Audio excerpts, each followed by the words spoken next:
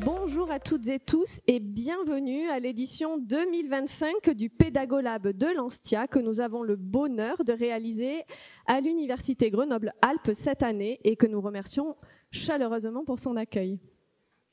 Donc cette année, Pédagolab 2025, déjà on va faire un petit sondage pour vous mettre en jambe dès le début pour savoir qui est ici pour la première fois, qui vit son premier Pédagolab de sa vie. C'est surprenant. Eh bien, bienvenue à toutes et tous. Vous êtes très nombreux donc à faire votre premier Pédagolab et c'est un réel plaisir pour nous de vous accueillir. Et évidemment, bienvenue aux anciens qu'on accueille chaque année avec un grand plaisir. Donc cette année, le titre du Pédagolab, c'est « L'approche par compétences comme si vous y étiez obligé ». Pourquoi ce titre ? La première raison, c'est pour répondre aux besoins de nos adhérents. C'est une demande qui nous a été remontée de traiter ce sujet. La deuxième, c'est, d'où le mot « obligé », c'est que par nos missions, par nos recrutements, on se retrouve à accompagner certaines équipes pédagogiques à l'approche par compétences et ça fait évoluer notre métier. Donc il est important pour nous de traiter ce sujet. Et évidemment, l'événement a pour objectif d'outiller nos collègues de l'Anstia à accompagner les équipes pédagogiques de leurs établissements. La démarche vous sera présentée en détail juste après, tout au long de l'événement, dans les plénières, dans les ateliers, par nos experts qui sont très nombreux. Et il était important pour nous de traiter cette thématique de l'approche par compétences cette année, parce que ça mobilise énormément nos services d'appui à la pédagogie dans les établissements de l'enseignement supérieur et de la recherche, que nos collègues se retrouvent à accompagner les équipes pédagogiques et qu'on avait besoin d'outiller nos collègues à l'approche par compétences. Le métier évolue. En 2022 déjà, lors de la diffusion du premier livret sur le métier des conseillers et ingénieurs pédagogiques, il y a eu une proposition de fiche de poste spécifique sur l'approche par compétences. Donc ça prouve bien qu'il y avait une activité, des missions particulières autour de l'approche par compétences, des questions de posture, mais tout cela, encore une fois, sera traité lors des ateliers et des plénières de l'événement. Avant de donner la parole, et pour ne pas prendre le micro trop longtemps, même si j'adore ça, je vais remercier tout d'abord les nombreux contributeurs. Vous représentez une trentaine d'établissements, donc c'est quand même énorme. Donc merci aux contributeurs qui vont animer les différents ateliers et les plénières de cet événement. L'Université de Grenoble-Alpes pour son accueil et en particulier l'équipe qui nous a permis de réaliser et de mettre en œuvre cet événement.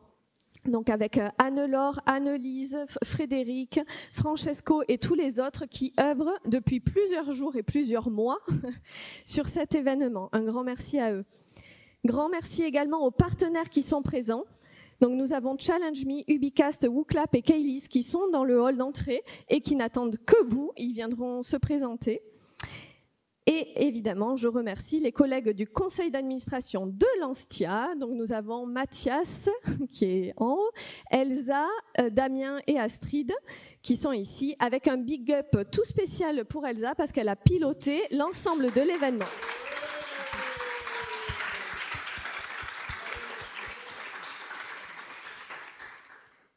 Et sans plus tarder, je donne donc la parole à Fabrice Ménard, qui est le directeur de l'ADAPI et Perform. Merci. Alors, je voulais vous souhaiter la bienvenue à Grenoble, la bienvenue sur le campus Saint-Martin-d'Air de l'UGA. Je ne vais pas dire Université Grenoble-Alpes à chaque fois. Et bienvenue au CLV. Donc, ce bâtiment, il a été rénové il y a 3 ans. Donc, j'en profite pour remercier la direction générale déléguée au patrimoine, à l'aménagement et à la transition énergétique, et plus particulièrement pour ces 3 jours à la direction de la logistique et de la sécurité qui permet que ces 3 jours se passent dans de bonnes conditions. Merci du rappel. DAPI et Perform sont heureux de vous accueillir pour ce Pédagolab 2025. Cette année 2025, elle est un peu spéciale pour nous. Et comme le sujet va forcément arriver, je vous explique. Ça fait 8 ans que la DAPI existe. Ça fait 19 ans que Perform existe. Et ça fait plusieurs années même qu'on collabore étroitement. Mais ça fait 1 an et demi qu'on est sorti de la période d'expérimentation de l'IDEX, qu'on est devenu grand établissement. Et du coup, il a été décidé que les deux structures allaient unir leurs compétences pour ne devenir plus qu'une seule structure d'accompagnement pédagogique mutualisée sur Grenoble. Donc, beaucoup de boulot qu'on a effectué cette année. Alors franchement, quand on me l'a annoncé, c'était pas une surprise, on s'y attendait depuis le début de l'expérimentation. Mais je me suis dit, avec le Pédagolab qui arrive, ça tombe mal. Il fallait que ça tombe cette année. Et puis au final, s'impliquer dans ce projet d'accueil du Pédagolab, ça a permis de fédérer les deux équipes. Et puis, ça est venu alimenter les étapes de construction de notre prochaine organisation. Je tiens donc à dire un grand merci aux deux équipes, qui sont encore deux équipes pour le moment, pour leur double implication dans le processus de réorganisation et dans le processus d'accueil de ce Pédagolab. Alors, comme tout changement, comme le déploiement de l'approche par compétences, c'est compliqué, c'est obligé, mais ces derniers mois ont été vraiment très enrichissants et on se rend compte à quel point c'est bénéfique pour améliorer la qualité de nos formations, de nos établissements. Pour rentrer encore plus dans le vif du sujet, je vais laisser la place à Bernard Pence, qui est le chargé de mission démarche compétences à Grenoble INP UGA, j'ai rien oublié. Et qui, voilà, historiquement, moi je suis de l'UGA, il fallait quelqu'un pour représenter l'INP. Et donc, on m'a demandé de représenter l'INP, mais voilà, plus globalement, je représente l'université. Et à mon tour, je voudrais vous souhaiter à toutes et à tous la bienvenue à Grenoble. Donc, comme Fabrice l'a dit, moi, je suis rentré en compétences seulement il y a un peu plus de 18 mois. Et donc, je me retrouve tout à fait dans le titre du Pédagolab de cette année, hein.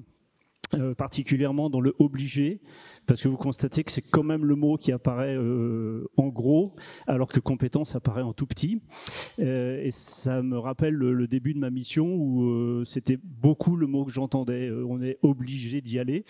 Et donc, voilà. Au-delà de ça, au-delà de la contrainte, moi, il me semble plus intéressant, c'est de saisir ça comme une opportunité et de pouvoir donner du sens à la démarche. Et la question du comment est importante. On a parlé d'outillage, etc. Mais moi, j'aimerais poser plutôt deux questions. La première question, c'est pour qui? Et la deuxième question, c'est pourquoi? Le pour qui, moi, j'aurais envie de répondre que c'est pour les étudiantes et les étudiants. Et le pourquoi, j'aurais envie de répondre que c'est pour les aider dans leur réflexivité, que c'est pour les aider dans leurs apprentissages. Mais je ne suis pas sûr que la réponse à ces questions fasse consensus. L'an dernier, à Lille, vous avez abordé le thème de l'intelligence artificielle, et en particulier de l'IA générative. Donc moi je me suis dit, si c'est des gens qui sont spécialistes de l'IA, etc., pour ne pas prendre de risques, je vais demander à l'IA de me proposer une méthodologie pour faire de la démarche par compétences. Donc je suis allé sur une IA générative et j'ai rentré le prompt suivant. Peux-tu m'expliquer comment mettre en place une approche par compétences à l'université ? Je m'attendais au pire. Le pire n'est pas arrivé. Donc, on a obtenu des réponses qui étaient avec des éléments qui étaient très, très intéressants, mais quand même beaucoup d'éléments très discutables. Donc j'ai donné le fichier que j'ai fait aux organisateurs, donc ceux qui sont intéressés par la réponse de l'IA peuvent le demander aux organisateurs. Et puis je travaille depuis bientôt 2 ans avec un ingénieur pédagogique qui a été recruté pour travailler sur la démarche par compétences, qui s'appelle Gwendal, hein, qui est juste là. Et donc il a pris son petit stylo et il a commencé à noter tout ce qui lui plaisait pas. Donc si lors des pauses vous avez envie d'en parler avec lui, ça peut être l'occasion. Voilà, et donc je tiens à vous souhaiter un excellent travail pour ces 3 jours, de bien profiter des ateliers et des différentes présentations, et j'espère que vous aurez aussi l'occasion de profiter de la ville.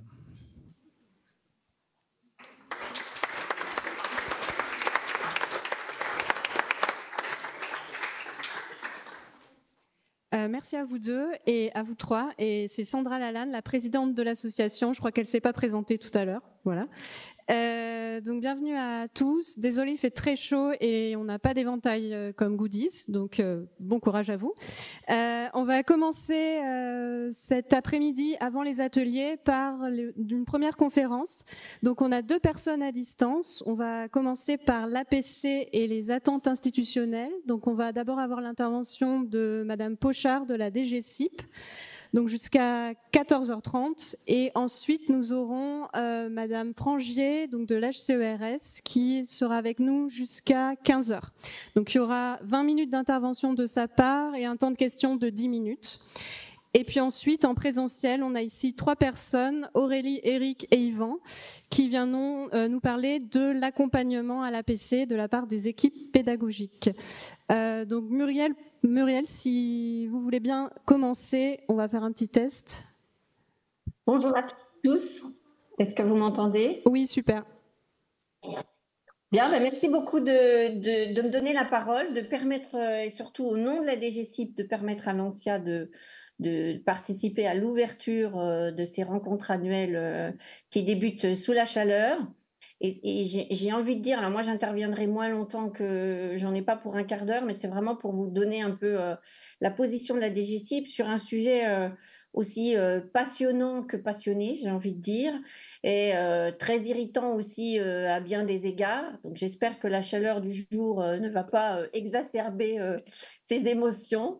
Mais en tout cas, c'est une passion qui s'est encore renforcée depuis 2018 avec la loi pour la liberté de choisir son avenir professionnel, puisque avec cette loi est intervenue aussi la création d'un comité de concertation qui est le comité de suivi licence, master, doctorat, qui réunit des représentants des experts académiques et puis des milieux professionnels, et dont la lourde tâche revient à essayer de créer un référentiel sur des libellés par bloc de compétences et qui figure sur les célèbres fiches RNCP. Je suppose que je n'ai pas besoin, je ne vous vois pas, mais je pense que dans la salle, vous savez tous ce que ça veut dire RNCP. Donc, les compétences, ça a été dit, c'est donc un outil vraiment qui permet le lien entre formation et emploi. Et je dis lien à dessein et pour ne pas dire adéquationnisme. Il ne s'agit pas de former et de créer des blocs qui permettent de s'insérer sur le monde du travail exactement en fonction de ce que veulent les employeurs. C'est vraiment, et c'est encore renforcé par le fait que dans les incertitudes qu'on connaît aujourd'hui, aussi bien nationales qu'internationales que sur le marché du travail, oblige les étudiants à finalement acquérir tout autant des compétences disciplinaires ou spécifiques que des compétences transversales et transférables. Et pour nous, c'est un sujet primordial que de rester sur cette ligne-là. Les universités ont vocation à aussi apporter les clés pour former des citoyens. Donc c'est vraiment important, on a eu l'occasion de le dire déjà plusieurs fois. Donc c'est vraiment une logique de certification qu'il faut articuler avec une logique de formation. Et donc ça ne veut pas dire forcément que cette approche, elle est faite uniquement sur l'aspect pédagogique. C'est beaucoup plus large que ça. Et au ministère, on insiste beaucoup sur le fait que finalement, la méthode et les outils sont vraiment multiples Et il n'y a pas un modèle unique pour ce faire. On a déjà eu l'occasion de le dire lors de 2 journées qu'on a organisées au niveau national, en 2024 et tout récemment encore à la DGCIP. Donc là, j'insiste vraiment là-dessus. Il n'y a pas d'obligation. Et en plus, il n'y a pas d'obligation ni sur les outils ni sur les méthodes. Donc c'est vraiment à chacun, chaque établissement, chaque équipe pédagogique de s'approprier les problématiques et de construire ce lien en tenant compte des spécificités à la fois de leur discipline, mais aussi de leurs interlocuteurs. Donc, on ne prône pas un modèle unique. La DGCIP a aussi élaboré des outils, un guide qui est à la fois qui est en ligne, et nous avons une équipe, et je suppose que certains d'entre vous connaissent bien Stéphanie Favreau et le département du lien justement formation-emploi, qui sont là pour répondre à vos questions au quotidien sur ce sujet qui est facilement inflammable, nonobstant les températures extérieures. Je vous souhaite en tout cas des journées fructueuses. Je suis sûre que les débats seront animés, mais tout aussi passionnants que d'habitude. Merci beaucoup à vous. Lynn, je te laisse enchérir. Merci beaucoup, Céline. Muriel Pochard, pardon. Céline Péchard, là, il n'y a pas longtemps, donc on hésite. Merci beaucoup à vous pour votre intervention. Et Lynn, félicitations, vous avez gagné 5 minutes, donc on vous laisse la parole. Merci beaucoup. Merci Muriel pour ces propos. Donc bonjour à tous et à toutes. Je suis ravie d'être parmi vous aujourd'hui et je suis désolée de devoir être à distance. Mais il y a une chose que je ne regrette pas, j'ai connu la chaleur grenobloise pendant 15 ans, donc comment vous dire, à Paris, on est un peu plus au frais, et je m'en réjouis. Voilà, mais en tout cas, je suis ravie d'être parmi vous aujourd'hui. J'ai préparé une petite présentation que je pourrais partager avec vous, si c'est possible. Je pense que j'ai les droits d'accès.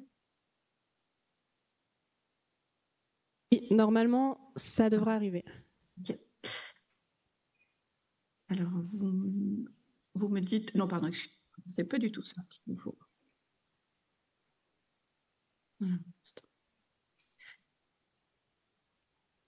Voilà. Est-ce que vous voyez bien la présentation? Pas encore, on vous voit, vous. Pourquoi ça ne partage pas? C'est bon? Oui.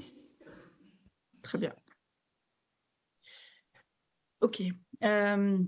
Alors, j'ai choisi d'orienter la présentation autour d'un bilan 2021-2025 qu'on pourrait faire des évaluations menées par le HCERES autour de la question pédagogique en général et de l'approche par compétences, d'autant que nous arrivons à la fois au HCERES à la fin d'un processus d'évaluation des formations qui a été conçu au début de la vague C et qui va évoluer à partir de la vague B.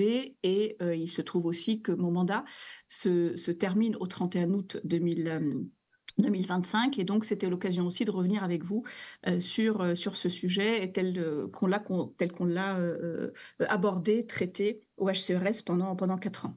Alors, vous savez, pendant cette période-là, j'ai eu l'occasion beaucoup d'échanger avec vous, une partie d'entre vous, dans des journées d'études d'établissement, dans des événements nationaux. Donc, il y a des éléments qu'on a déjà partagés ensemble, mais l'idée était de revenir un peu sur cette logique de bilan principalement. Voilà.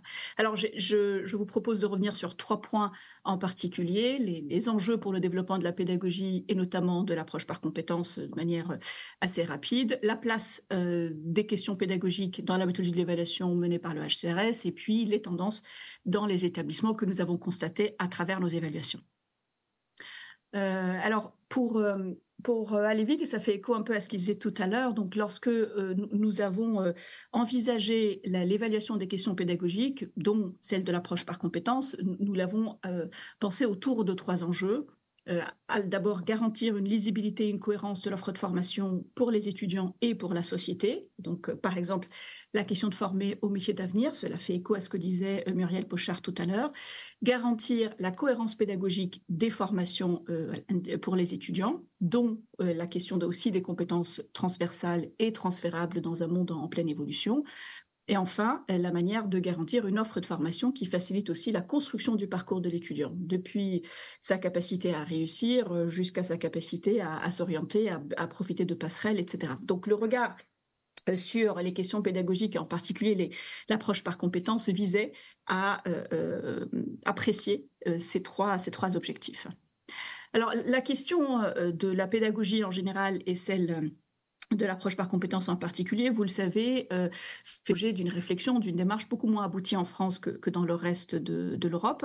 Alors, je fais cette comparaison exprès d'abord parce que il y a des leçons à prendre des pays européens, du cadre européen de référence, hein, notamment les ESG, par exemple les European Standard Guidelines, autour de la démarche qualité des formations, mais aussi parce que, donc, j'y reviendrai, le HCERES est une autorité publique indépendante en France, mais nous sommes aussi accrédités par l'ENQA, donc l'agence européenne, et donc nous travaillons toujours avec ces deux références.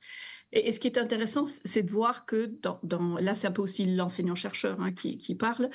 Nous voyons que l'on n'a pas en France une démarche dans laquelle on élaborerait des programmes de formation dans le cadre d'une démarche collective des équipes pédagogiques. Par exemple, ce qu'on appelle les approches programmes. Nous sommes encore beaucoup sur un enseignement centré sur l'enseignant, centré sur un programme de l'enseignant, d'où aussi cette faiblesse, cette réticence, cette opposition, selon les cas de la communauté enseignante, à une réflexion sur les compétences. Hein. Donc, le processus a commencé en 2004 et on voit que jusqu'à maintenant, même si j'y reviendrai, il y a une dynamique positive qui se met en place depuis quelques années, le processus reste assez lent et difficile à l'échelle d'un établissement, à l'échelle d'une équipe pédagogique et donc à l'échelle nationale.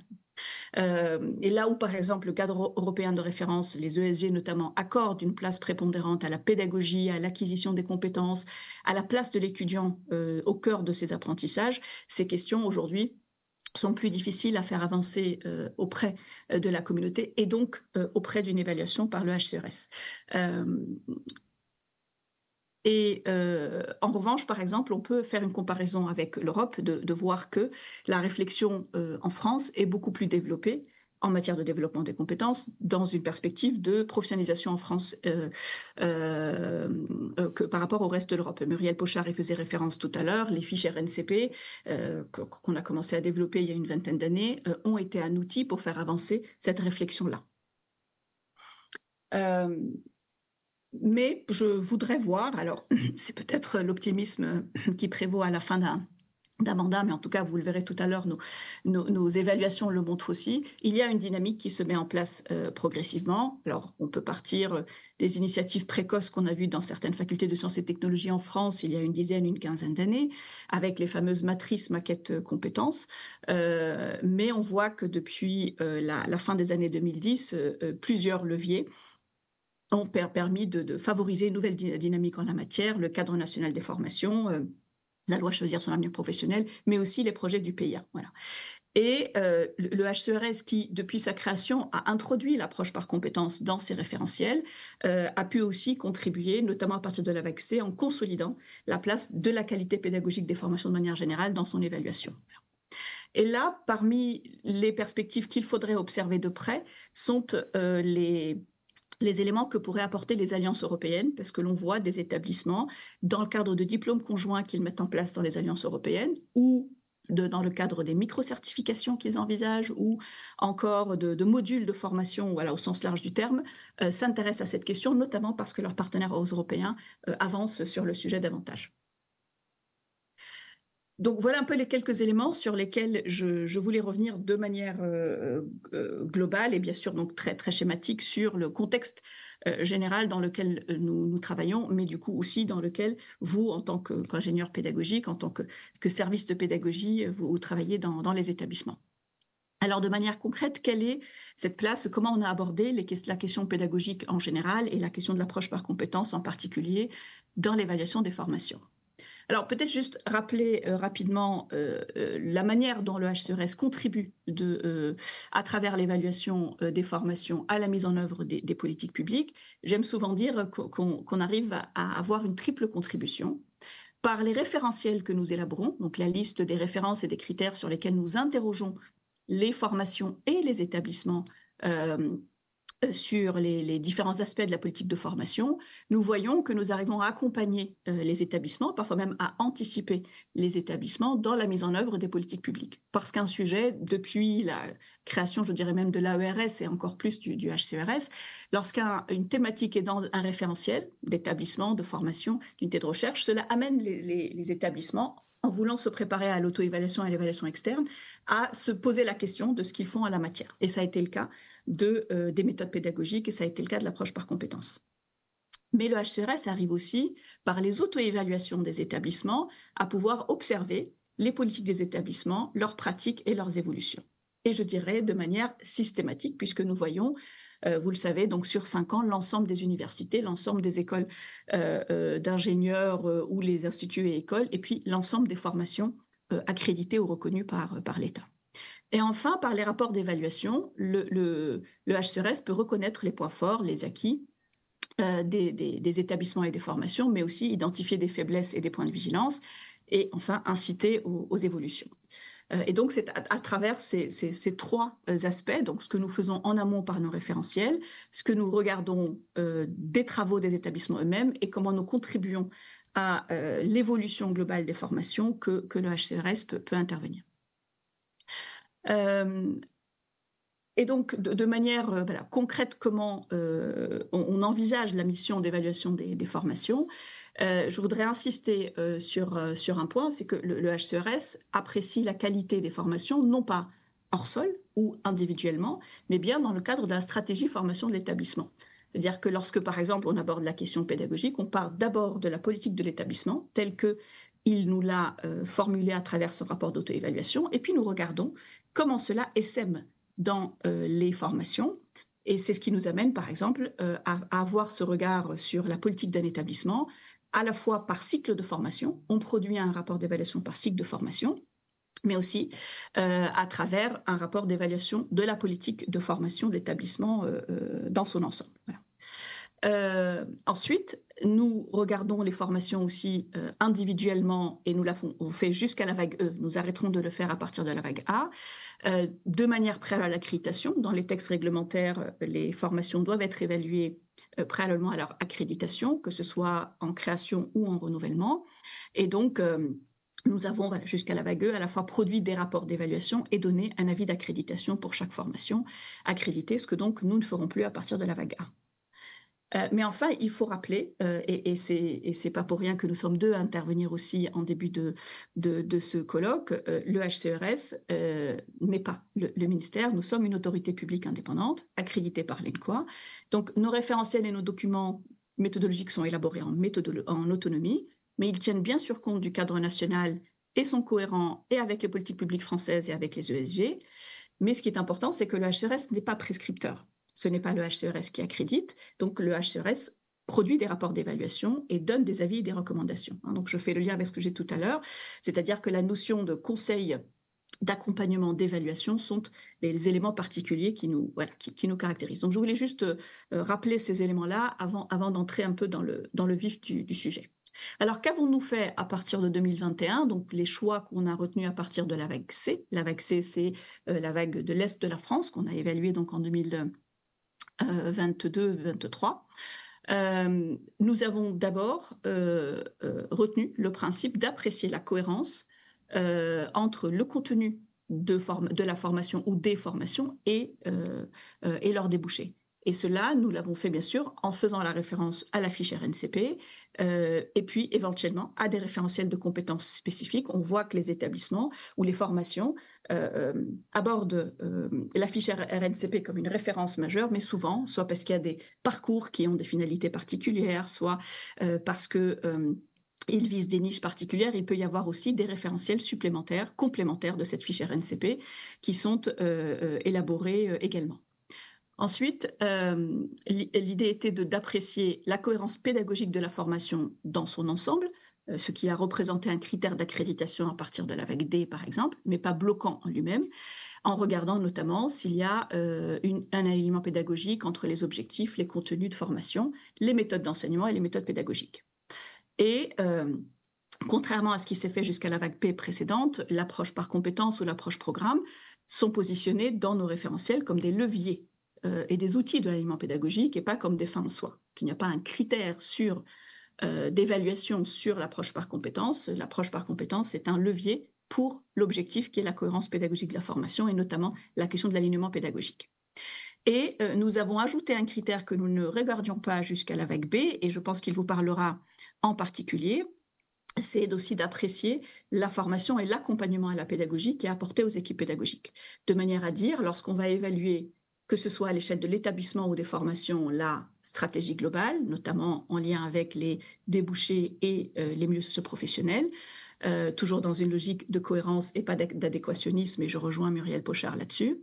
La question de la mise en œuvre pédagogique en termes de cohérence globale, il était aussi important de pouvoir regarder les ressources et les moyens qui sont mis à disposition des équipes pédagogiques. De manière concrète, lorsque les comités d'experts ont eu à regarder la question pédagogique en général et en particulier l'approche par compétences, les questions que les comités se sont posées, que vous voyez traduites dans les rapports d'évaluation, sont: est-ce que l'établissement a défini une démarche pour mettre en œuvre l'approche par compétences? Donc ces éléments, vous les retrouvez à l'échelle de l'établissement et à l'échelle des rapports cycles. En croisant le rapport d'auto-évaluation de l'établissement avec ceux des formations, est-ce que la démarche SM dans toutes les formations, en cohérence avec la stratégie mise en place par l'établissement? Et lorsque cette démarche est mise en place, est-ce qu'elle est cohérente? Est-ce qu'elle est structurée et aboutie? En prenant à chaque fois les 3 éléments qui peuvent constituer la démarche pédagogique ou d'approche par compétences, à partir du profil du diplômé visé. Est-ce qu'il y a un référentiel de compétences? Comme j'ai dit tout à l'heure, est-ce que c'est la fiche RNCP uniquement parce qu'elle se suffit à elle-même ou pas? Est-ce qu'elle est complétée par des référentiels plus spécifiques? Est-ce que la maquette est structurée en blocs de connaissances et de compétences? Et je mets de connaissances en parenthèse parce que selon les cas, ça peut être un BCC défini par l'établissement, comme ça peut être le bloc de compétences tel qu'il est dans la fiche RNCP. Et enfin, est-ce qu'il y a une évaluation des compétences? Et puis, en accompagnement de la démarche, est-ce qu'il y a un accompagnement des équipes pédagogiques qui est mis en place à l'échelle de l'établissement, à l'échelle de la composante, etc. Et donc, alors je vous ai mis la manière dont le référentiel a été élaboré, et puis les références et les critères spécifiques, mais je ne vais pas m'arrêter là-dessus. Si vous souhaitez, on y reviendra. Et aussi, quels documents on met aussi à disposition des équipes. Donc, je pourrais y revenir dans les questions si vous le souhaitez, mais comme ça, vous les avez si je vous transmets la présentation par la suite. Alors concrètement, qu'avons-nous constaté dans les établissements à travers ces évaluations? Donc, je rappelle bien sûr qu'il est difficile de faire un bilan détaillé parce que en 4 ans, nous avons vu plus d'une 60aine d'universités et plus de 150 écoles d'ingénieurs, donc voilà, ou autres, et nous avons vu globalement à peu près 4000 formations. Et donc, l'idée n'est pas de dire on peut faire des synthèses chiffrées en la matière, et c'est pour ça que j'utilise le terme tendance, qui me semble le terme approprié pour ces éléments-là. Alors, il y a des éléments il y a, je veux dire, des éléments qui peuvent montrer des réserves, comme des sources d'optimisme aussi. Alors, ce qui est d'abord intéressant, c'est qu'on voit bien que les pratiques pédagogiques, de manière générale, restent classiques dans les établissements, malgré des initiatives originales. C'est-à-dire, les comités ont souvent eu beaucoup de mal à pouvoir dire: est-ce que je peux traiter la question des pratiques pédagogiques ou la question de la pédagogie en général à l'échelle d'un cycle, pour dire qu'il y a une vraie dynamique à l'échelle d'un cycle ou d'un établissement. Donc, on reste sur un enseignement classique comme on le connaît. En revanche, on a souvent vu des initiatives alors parfois on parle d'innovation pédagogique, de méthodes innovantes intéressantes en soi. Ensuite, ce qui peut être intéressant, c'est la manière dont on a vu les choses évoluer depuis donc la vague B précédente, donc le nord-ouest de la France, 2020-2021, jusqu'à la vague E qu'on est en train de finir actuellement. Et je voudrais dire que ce n'est pas simplement une question de vague, donc ce n'est pas lié à une région ou un territoire, mais nous avons vu aussi que l'année d'observation était importante, parce que pour ces mêmes vagues, quand on revoit les établissements à mi-parcours ou dans le cadre de conférences nationales, on voit des choses qui se mettent en place qu'on n'a pas vues au moment de l'évaluation. Voilà, donc on voit bien qu'il y a une vraie dynamique qui se met en place. Donc les évaluations des vagues B, C et D ont montré qu'on est encore sur une appropriation, une adhésion très embryonnaire de l'approche par compétences, y compris dans les établissements porteurs des NCU, d'autant qu'on voyait qu'on était encore dans une phase d'installation de ces NCU. En revanche, dans ces vagues-là, c'était dans leur projet que les établissements annonçaient pour leur prochain contrat le déploiement de l'approche par compétences. Voilà.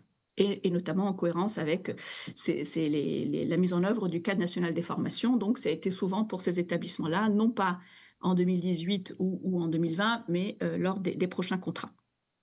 Mais comme je vous l'ai dit, donc il y a des choses qu'on n'a pas vues nous du tout et qu'on a en revanche vu se mettre en place dans les années qui ont suivi. Pour la vague E, en revanche, là, on voit vraiment une différence importante qui n'est pas forcément liée à la région, c'est-à-dire on est Île-de-France, hors Paris intramuros et Hauts-de-France, que soit des initiatives d'établissements qui ont porté ces projets-là, mais encore une fois, à l'année d'observation, puisque là, on voit des démarches d'établissements beaucoup plus abouties et structurées, qui essaiment de plus en plus dans les formations. Pour vous traduire cela, là où, par exemple, en vague B, C et D, on a souvent mis, à partir de ce que l'établissement nous a déclaré, ce qu'on appelle un point d'attention transversal pour encourager à mettre en œuvre une approche par compétences, pour donc l'ensemble des formations d'un cycle. En vague E, c'est souvent pour quelques formations que la chose apparaît moins aboutie que pour d'autres dans un établissement. On a aussi observé dans ces années-là certains établissements qui nous ont demandé dans leur évaluation des focus particuliers sur l'approche par compétences. Il s'agit d'établissements porteurs de NCU, mais pas que. Et là où je vous disais qu'il y a une dynamique réellement qui se met en place, on voit bien qu'elle est alors beaucoup centrée sur le premier cycle. Ça peut s'expliquer par deux éléments. Vous le savez, en général, les gouvernances des établissements pilotent beaucoup plus directement le premier cycle que le deuxième cycle, parce que le cadre national peut les amener à faire ainsi ou parce qu'ils l'ont souhaité dans un objectif d'aide à la réussite ou autre. Et donc, on voit bien que l'effet est catalyseur centré sur le premier cycle, mais avec aussi cet effet DNCU qui essaime parfois aussi dans le deuxième cycle. On voit aussi bien sûr que l'approche par compétences telle qu'elle a été pensée pour les buts est un effet catalyseur. Souvent les établissements ont déployé l'APC dans les buts et ensuite ont voulu l'étendre à leurs autres formations. Alors LP en premier cycle, master, mais aussi les formations de santé. Et il se passe des choses intéressantes dans les formations de santé malgré un cadrage national qui lui pouvait paraître assez uniforme. Il y a une émulation intéressante dans le domaine de la santé. Mais ce que l'on voit aussi, c'est que la mise en œuvre des buts, telle qu'elle a été pensée à l'échelle nationale, peut présenter une complexité dans sa mise en œuvre dans les établissements. D'un côté, l'articulation entre les programmes nationaux et les maquettes locales. Ça n'est pas toujours évident à mettre en place au-delà des 30% d'adaptation. Et il y a aussi un questionnement sur la question de la mesure de la réussite. Donc, je fais lien avec le parcours des étudiants, avec une possibilité de compenser les blocs sur 2 ans, voire 3 ans.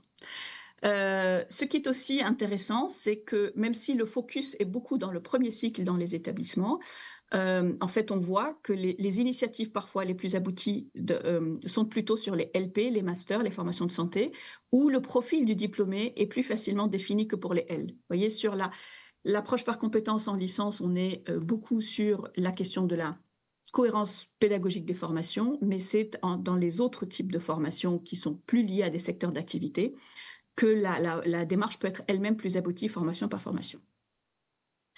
Et donc, en effet, dans les mises en œuvre elles-mêmes, donc on va voir que la démarche ou les démarches mises en place par les établissements souvent visent à s'appuyer sur les fichiers RNCP. Alors, en particulier dans les vagues B et C, on a moins vu ça dans les vagues D et E, d'autant que la fiche RNCP, encore une fois, reste une référence, et ça, c'est pas un sujet. C'est très rare qu'on voit une formation qui ne tienne pas compte de sa fiche RNCP dans ses débouchés, dans ses grandes lignes de contenu.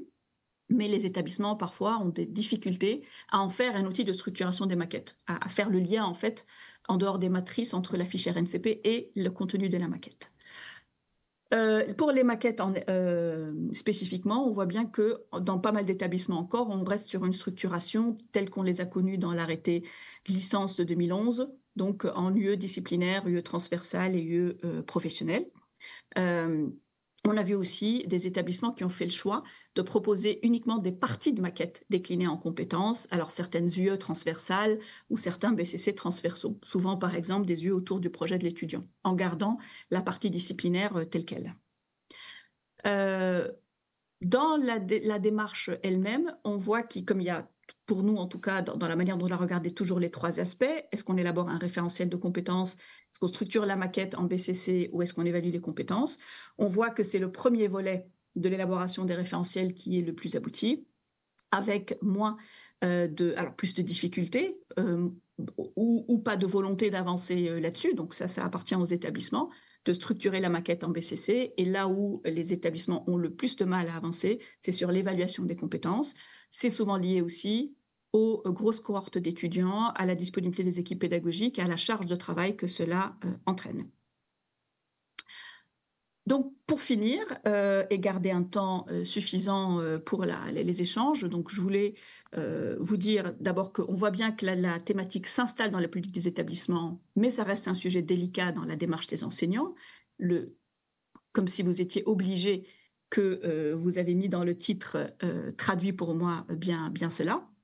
Pas simplement pour les ingénieurs pédagogiques que vous êtes, mais aussi pour les enseignants. Et donc, parmi les choses à regarder par la suite, notamment lorsque le HCERES arrêtera aussi de regarder de manière peut-être globale ou exhaustive ou spécifique chaque formation, quelle place sera réservée dans le pilotage propre des établissements, projet de l'offre de formation, comp, accréditation, à la question pédagogique en général et à celle de l'approche par compétences. On a pu au HCERES contribuer à travers ces 4 dernières années à la réflexion des établissements, à travers les rapports qu'on a publiés, et notamment les recommandations que nous avons faites, à travers les communications dans les colloques et les journées d'études, mais aussi à travers des partages de pratiques, c'est-à-dire que les établissements sont aussi beaucoup venus vers nous, soit dans des logiques de retour, donc quel retour vous nous faites sur ce sujet, les demandes de focus dont j'ai parlé, mais aussi parfois pour des mises en contact avec des établissements qu'on aurait vus qui ont avancé sur le sujet. C'était un peu l'idée de dire on ne veut pas tous recommencer de zéro, qu'est-ce qui a marché ailleurs? Et puis on a eu notamment aussi à collaborer avec le réseau Avenir, dû par le fait que c'est un consortium qui réunit déjà plusieurs établissements. Et donc je vous le disais, les référentiels tels que vous les avez connus pour les établissements qui ont déjà été évalués ou qui ont pu les consulter sur notre site, ne seront plus mis en œuvre tels quels pour la vague B. Le HCERES est en pleine réflexion sur les référentiels de la vague B, établissement comme formation, avec, donc, comme je vous l'ai dit, des annonces faites par la présidente d'une évaluation qui doit forcément être plus simplifiée et plus axé aussi sur l'aide au pilotage des établissements. Et donc, il y a peut-être aussi une bascule à observer maintenant de ce qui est regardé au niveau national et de ce qui se fait concrètement dans les établissements. Voilà les éléments que j'ai voulu partager avec vous aujourd'hui. Et puis, je suis disponible pour répondre à vos questions. Merci beaucoup.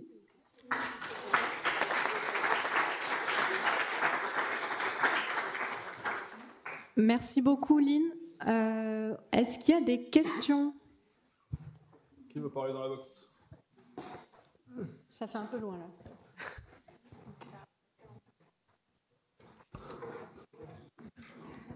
Simple et efficace. Merci. C'est pour une précision. Au début, toutes les deux, vous avez parlé de compétences transverses et transversales. Qu'est-ce que c'est? Présenter.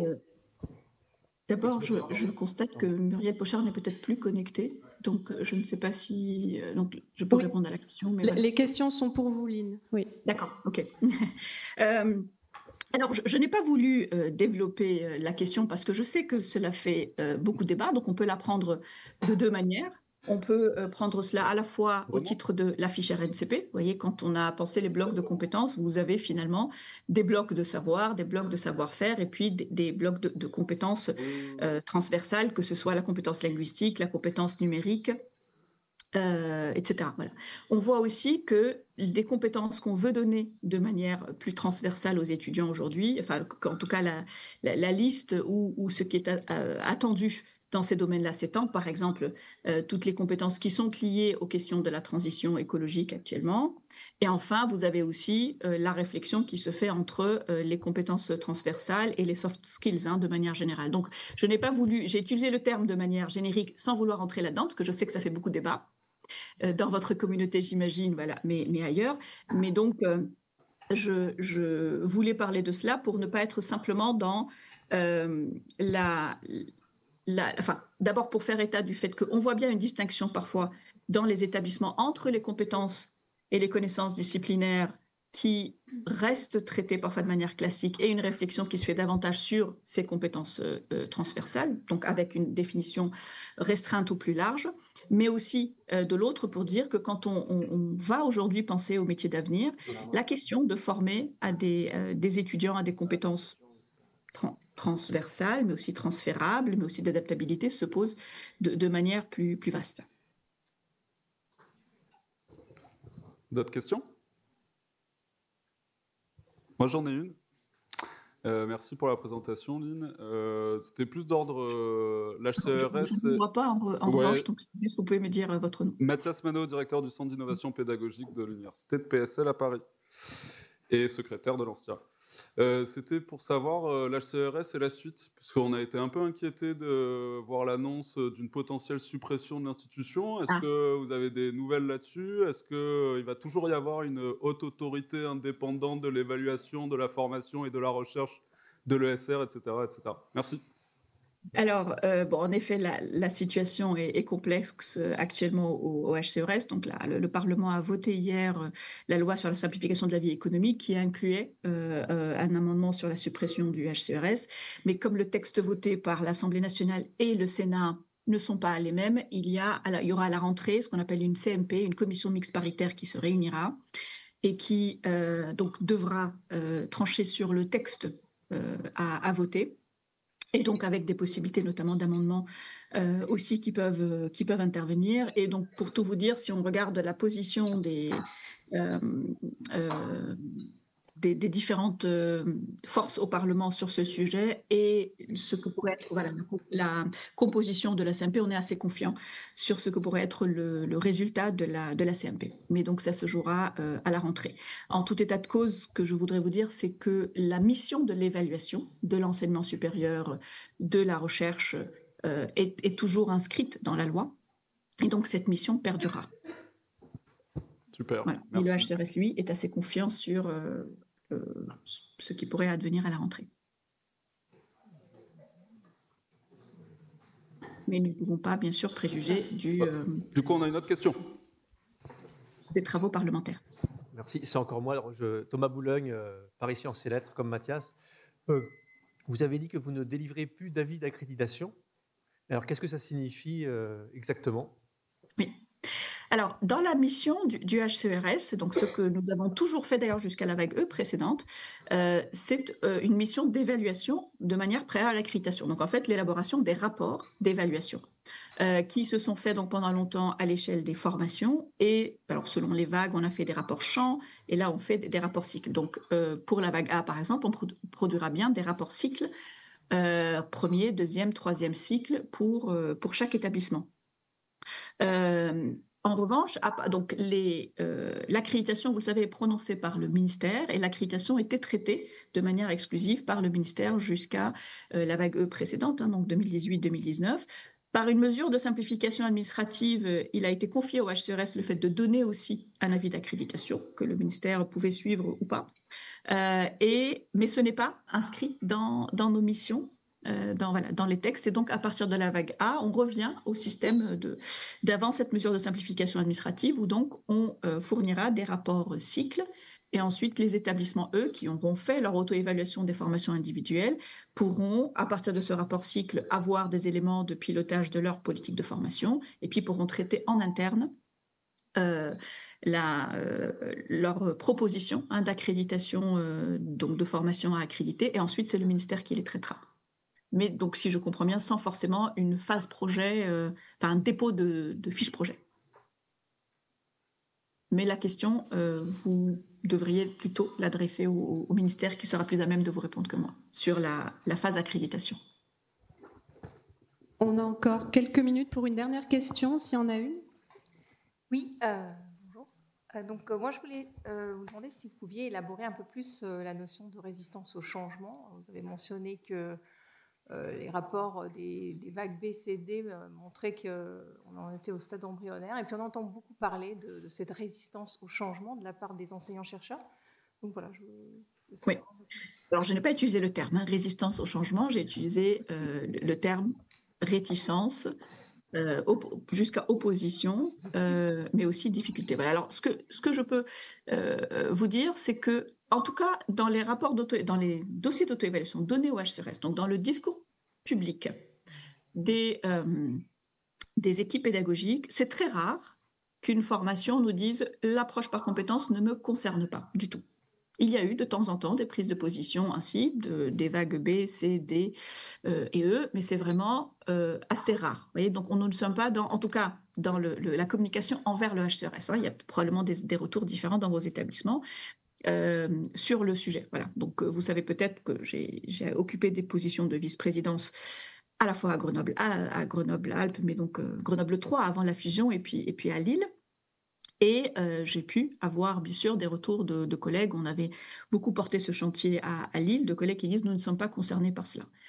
Mais aujourd'hui, en tout cas dans le discours politique, la question me semble minoritaire. En revanche, vous avez ensuite une catégorie d'équipes pédagogiques, voilà, ou d'enseignants qui estiment que le rôle de l'université, en tout cas à travers les formations, c'est principalement de former au savoir, et qu'il y a aussi une tâche du monde socio-professionnel, de la formation à la professionnalisation, et que donc réfléchir la notion de compétence est davantage lié à la professionnalisation, et donc les concerne moins. Alors pas forcément de manière radicale en disant on ne s'occupe pas du sujet, mais en tout cas l'idée n'est pas de structurer les formations autour de l'acquisition de compétences. Ils sont d'accord pour avoir un référentiel de compétences sur lequel ils peuvent communiquer, qui peut être lié à leur maquette, mais leur maquette de formation est encore pensée autour de l'ensemble des savoirs qu'il faut dispenser aux étudiants.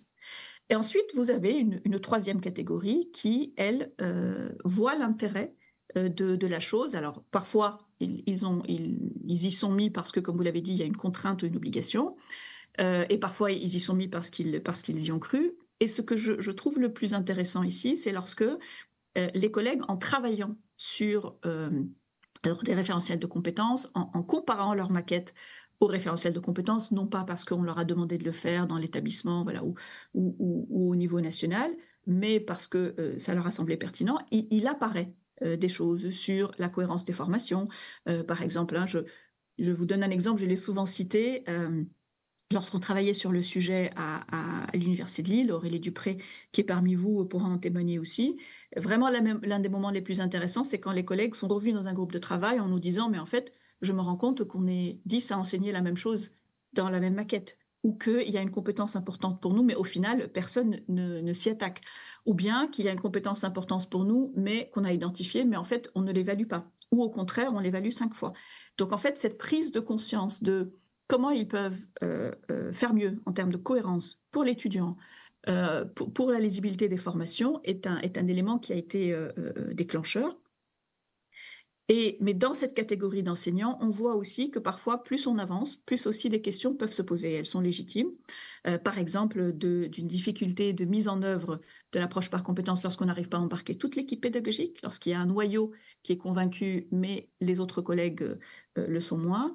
Ou bien lorsque, malgré une conviction de l'équipe pédagogique, les questions matérielles d'emploi du temps, de mutualisation, de transversalité entre les formations ou de passerelle entre les formations, lorsque certaines équipes font le travail, mais pas d'autres, ou encore ce que cela suppose en termes même de niveau, voilà, des étudiants dans certaines disciplines. Ces questions aujourd'hui taraudent les équipes pédagogiques. Voilà. Donc, si j'ai parlé d'opposition, résistance et difficulté, c'est vraiment pour essayer de traduire ces 3 types de démarches, de positions que l'on peut observer dans les établissements, et encore une fois que j'ai eu l'occasion d'observer dans mon établissement et qu'on a vu à travers les évaluations. Merci beaucoup, Lynn, pour votre intervention. On va passer à la suite de l'événement. On vous remercie beaucoup. Merci vous faites une à vous. Très bonne après-midi. Bons travaux et à bientôt.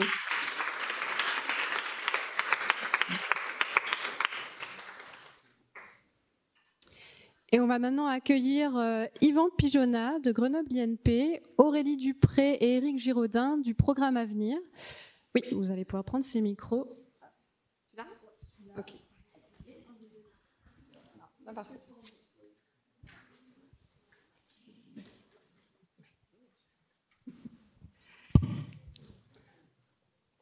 Bien, bonjour à tous et à toutes, en tout cas tous ceux que je n'ai pas encore vus à la pause.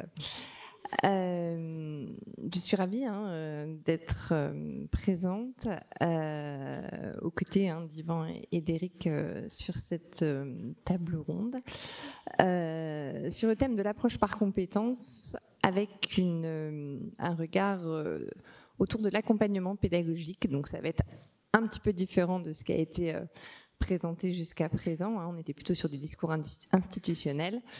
Là, on va rentrer vraiment dans les pratiques pédagogiques, dans les pratiques d'accompagnement. Et donc, on va regarder la question avec un regard davantage pédagogique, en faisant des liens, bien sûr, avec les perspectives institutionnelles qui ont été présentées dans les 2 interventions précédentes, mais avec un regard qui va être plus celui de l'accompagnement pédagogique sur le terrain. Donc, je me présente, Aurélie Dupré, je suis de l'Université de Lille, donc je suis directrice de la DAPI, l'équivalent, la direction d'appui à la pédagogie et à l'innovation. Et je fais aussi partie du programme Avenir, dont on vous dira quelques mots en fin d'intervention, qui est un programme qui vise à soutenir et à outiller l'accompagnement de l'approche par compétences dans le supérieur.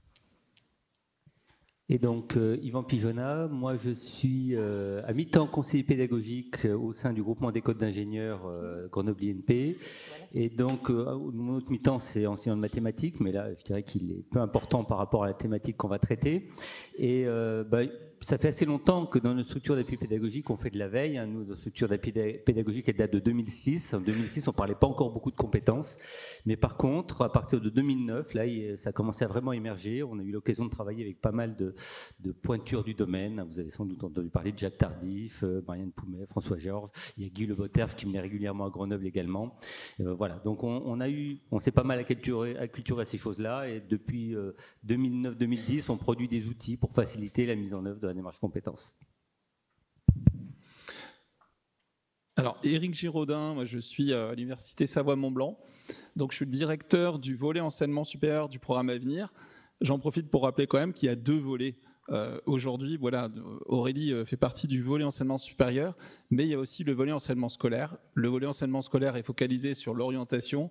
Le volet enseignement supérieur est focalisé, comme l'a dit Aurélie, sur l'accompagnement et l'outillage de l'accompagnement à la mise en œuvre de l'approche par compétences.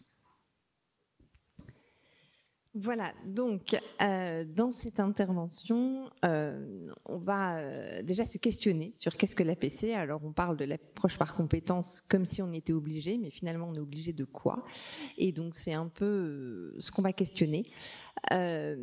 Pourquoi on y va? Pourquoi les équipes y vont? Pourquoi on démarre une approche par compétences et pourquoi on s'engage dans une approche par compétences? Il n'y a pas qu'une seule réponse. On s'interrogera sur la notion de compétence, qu'est-ce que c'est? Et puis rapidement, parce que ce sera plutôt l'objet des ateliers que vous vivrez tout au long de ces journées, on questionnera l'entraînement et l'évaluation des compétences et donc du coup la réalité dans les pratiques pédagogiques, puisque c'est quand même ça la finalité voilà, d'une approche par compétences.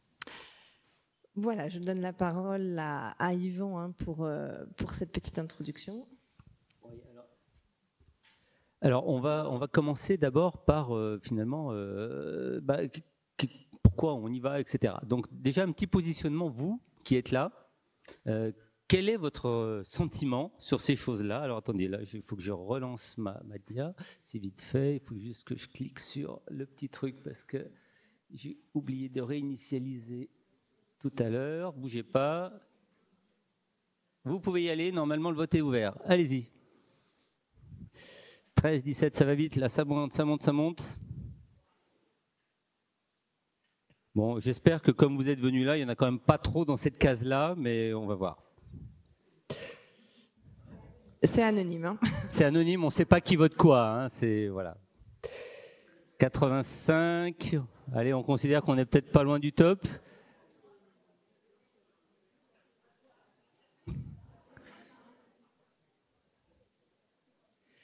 Alors, juste pendant que vous votez, cette question, quand je fais une intervention sur la démarche compétence, c'est la première que je pose. Ça permet de voir un petit peu où en est l'auditoire. Allez, on va voir vos réponses.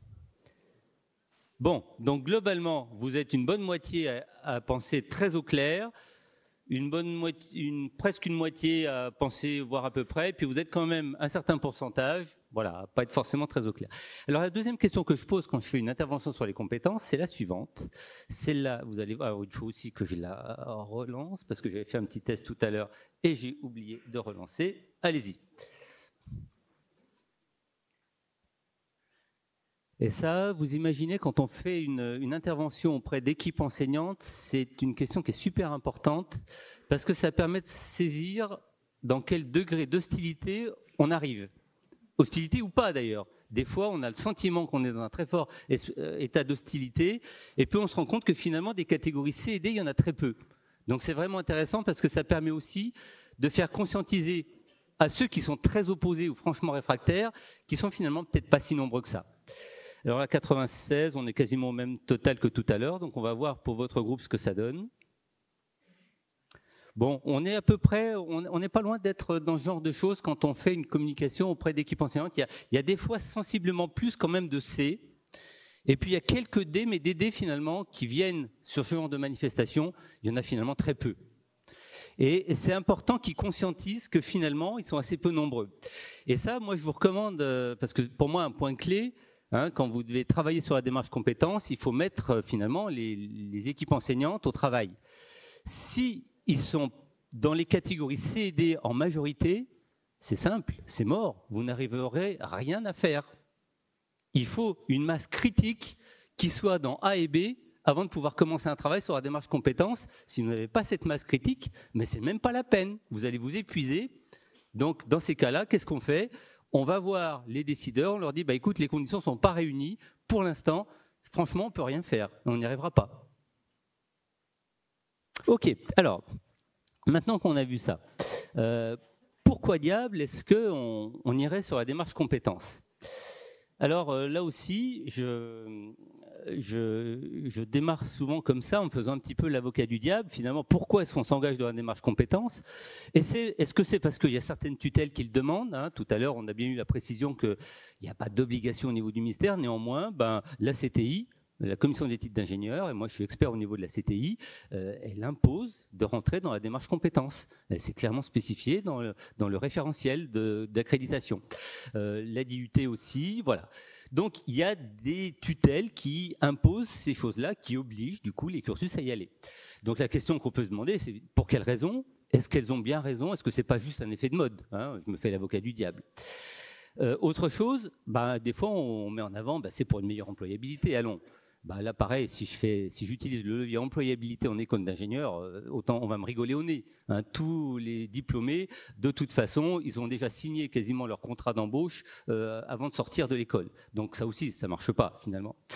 Il y a aussi parce que ça permettrait un meilleur engagement des étudiants dans leur formation. Alors, vous dites ça à une équipe enseignante, elle dit allons, pourquoi cette démarche le permettrait-elle ? Il n'y a pas vraiment de raison. Et puis, alors, là, je te laisse peut-être la parole, Aurélie, parce que nos pratiques d'évaluation sont mises à mal. Alors, pense à l'allumer.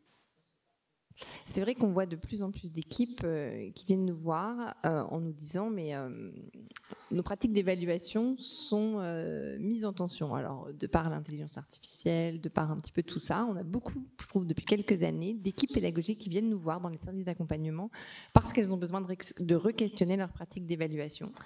Et re-questionner ces pratiques d'évaluation, ou même plus largement ces pratiques d'enseignement, quelque part, c'est aussi s'interroger sur le sens de la formation. Qu'est-ce qu'on évalue ? Qu'est-ce qu'on cherche à évaluer complémentairement au savoir ? Et ça peut aussi être une porte d'entrée pour l'approche par compétences. Et donc, ça, c'est vraiment un élément important qu'on vient de pointer, c'est qu'il faut réussir à engager les équipes enseignantes dedans. Pour engager les équipes enseignantes dedans, il faut trouver les bons leviers.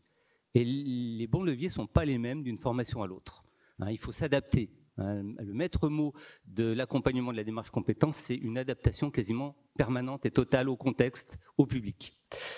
Alors, moi, il se trouve que je ne vais pas sur ces leviers. Quand je veux communiquer sur l'intérêt de la démarche compétence, je ne vais pas sur ces leviers. Bien sûr, l'objectif, c'est de définir collectivement les objectifs propres de la formation. Mais vous allez voir, on va utiliser un témoignage. Alors d'habitude je fais ça plutôt en contexte ingénieur, parce que moi je suis dans les écoles d'ingénieurs. Là on a décidé de vous faire un contexte hors école d'ingénieurs, un contexte peut-être un peu plus transverse, qui cause peut-être à plus de gens. Et pour ça on va utiliser une vidéo de Denis Bédard qui a été captée pas loin d'ici, dans un amphithéâtre de l'ENSIMAG il y a maintenant assez longtemps, il y a une quinzaine d'années. Et vous allez voir, son témoignage est vraiment intéressant. On prendra le temps de l'interpréter derrière en termes de démarche compétences. J'arrive aux compétences tout de suite après. Quand j'ai enseigné pour la première année, c'était en 1993 à l'Université de Sherbrooke. Alors, je suis un jeune enseignant-chercheur, j'ai 33 ans. Je me place dans une salle de classe, j'ai tout préparé. Vous savez comment on a un temps fou à préparer ces trucs. La première fois, j'ai une chute contre préparé les diapositives. À l'époque, il n'y avait pas de PowerPoint.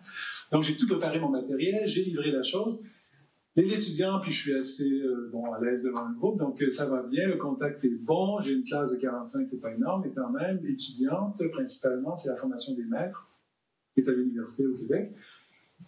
Et ça se passe très bien. À l'intra, les notes à l'examen sont très satisfaisantes, une moyenne de 76%.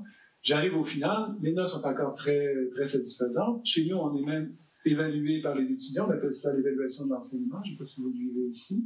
Et donc, je reçois mes évaluations de ma performance, il y a des trucs chiffrés avec des cotes, il y a des trucs descriptifs, et c'est assez favorable. Donc, je quitte, c'était l'automne de la première année, je quitte pour les vacances de Noël, très satisfait de mon premier travail d'enseignant, je me dis, waouh, c'est bon, je suis au bon endroit, ça va bien aller, etc. 4 de ces étudiants, je les suis en classe dans une école primaire à l'hiver. Tout heureux de voir le produit, le fruit de ces beaux apprentissages. Alors, je les observe pendant un mois, à raison de 2 fois par semaine. Je vais en classe, je ne fais qu'observer, je n'interviens pas. Et là, je prends des notes. Non, ouais, ok, pas aussi. À la fin du mois, je les retrouve et je fais le bilan de ce stage qu'ils ont vécu en classe. Et là, je commence à poser des questions. Il y avait mon cours. C'était des étudiants de 2e année à l'automne en question. Donc, ils avaient déjà une année de bagage pour les règles. Ils avaient acquis ce qu'ils devaient avoir en tête pour l'automne. Donc, une année et demie d'apprentissage de contenu. Et là, je fais le tour. En mathématiques, didactique des mathématiques, là, vous avez vu des trucs. Pourquoi vous n'avez pas fait tel geste? Vous avez mal peut-être interprété. Dites-moi ce que... Ouais, je ne sais plus très bien. Ça fait longtemps, le cours. Ouais, non, ça, je ne sais plus. Puis là, je parle des cours de l'automne qui se sont déroulés il y a à peine quelques semaines. Ouais, bon, ça aussi, là, on ne sait plus très bien ce qu'on a vu. Je dis, mais le cours là, que vous avez, là, je ne dis pas mon cours, mais je dis ce cours là, je donne le titre. Et là, il y a cet étudiant qui va jusqu'à dire, en fait, je ne me rappelle plus très bien qui nous a donné ce cours. Alors, satisfaction personnelle ici, et là, la pente drastique, et je me retrouve à flotter au ras des pâquerettes en me disant, mais qu'est-ce qui s'est passé? Mais quel con j'étais d'avoir pensé que ça s'était bien passé, finalement, cette histoire d'apprendre dans mon cours. Puisque les examens m'avaient révélé de très bonnes notes et je n'avais pas devant moi les cancres de mon groupe. Là. Au contraire. Alors, ça a soulevé toute une série de questionnements, mais qu'a servi? Si le résiduel de cet investissement temps, moyen et autres, donne au final peut-être 10% à 20% de connaissances retenues 2 ans plus tard, quelques semaines, voire un mois. OK, il y a les fêtes, on a vu un peu, peut-être ça a impacté, mais quand même, qu'est-ce qui serait toujours dans leur esprit à la fin du programme? Bon, on va arrêter là. Je pense qu'il y a tout ce qu'il faut pour interpréter en termes de compétences ce qu'on voulait dire, ce qu'on voulait faire dire à cette vidéo. C'est cette idée que tous ces savoirs qui sont validés sur le plan académique, est-ce que finalement, ils ont une vie derrière? S'ils n'ont une vie que dans le cadre scolaire pendant l'examen, finalement, ces savoirs, ils ne servent à rien.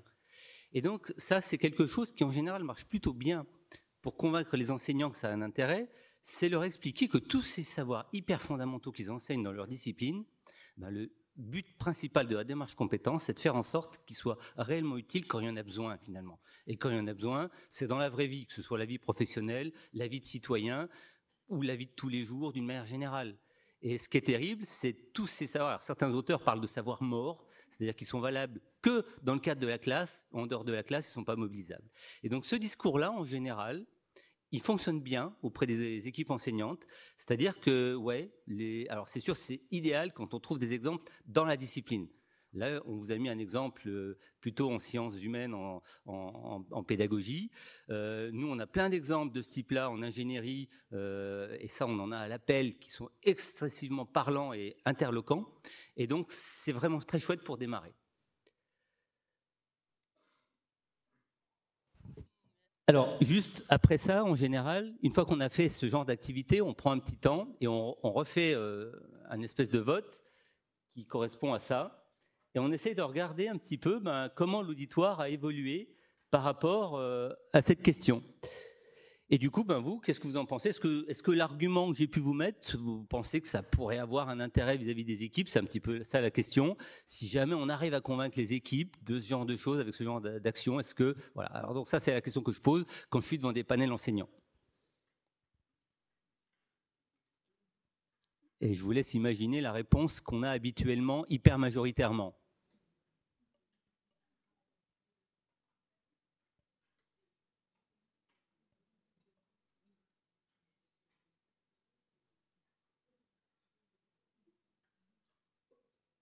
Allez, on va juste regarder votre réponse là. Voilà. Habituellement, on a ça, c'est-à-dire qu'effectivement, on a un certain nombre de convaincus qui sont là, donc ça c'est chouette, mais on a une immense majorité qui se sent un peu démunie. Ok, d'accord, le constat est intéressant, je comprends que ça, mais comment on fait ? Et là, une fois qu'on est là-dedans, une fois qu'on a ce pool-là d'enseignants qui se dit que c'est un intérêt, là on peut commencer à travailler. Tant qu'on n'a pas ce volume-là, c'est vraiment difficile de mettre en mouvement les équipes. Bien, du coup, on y arrive concrètement. Comment on fait ? C'est un peu la question sur laquelle on va essayer d'avancer. Et donc déjà, sur la notion de compétence, on parlait d'obligation. Lynn a parlé de fiches, de référentiels RNCP. Effectivement, ces référentiels RNCP, ils sont assez structurants pour les formations de l'enseignement supérieur. On en entend beaucoup parler dans nos accompagnements. Les enseignants vous parlent assez souvent de ces fiches RNCP. On voit que sur ces référentiels, on a un certain nombre de blocs de connaissances et de compétences qui sont assez génériques, assez transversaux. On parlait de compétences transversales, assez transversaux. Ce premier bloc, usage numérique et digitaux, il est présent dans à peu près toutes les référentiels de licence de tous les champs disciplinaires.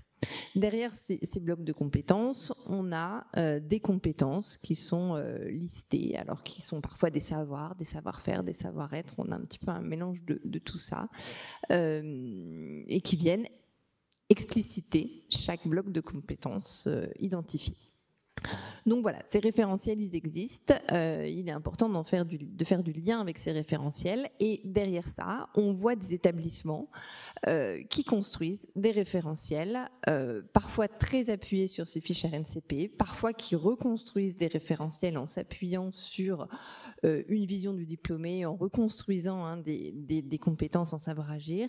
Voilà, on a un peu des démarches qui sont différentes selon les établissements, et c'est ce que la DGCIP soulignait dans son intervention. Il n'y a pas une seule manière de faire. Chaque établissement, parfois au sein d'un établissement, les formations n'ont pas toutes la même démarche, et donc il y a plein de façons possibles derrière de structurer sa formation en compétences, et c'est ce qu'on va voir, différents exemples. Alors, avant ça, petite question, selon vous, une compétence, c'est quoi ? Alors, on va vous laisser juste 1 minute, parce que le temps est serré, pour compléter ce titre-là dans votre tête. Réfléchissez 1 minute. Si vous deviez terminer cette phrase, une compétence, c'est quoi ?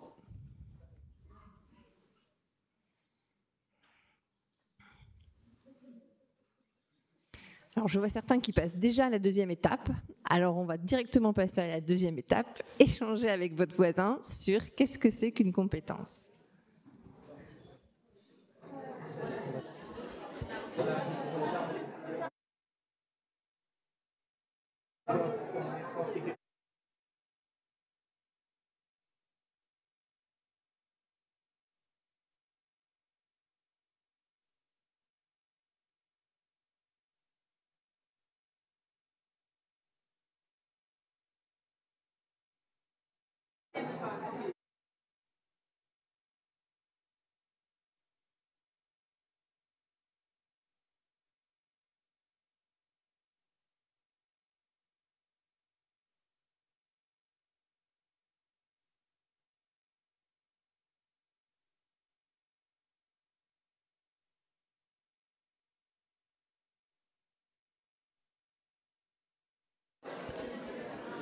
Je reprends un peu la main.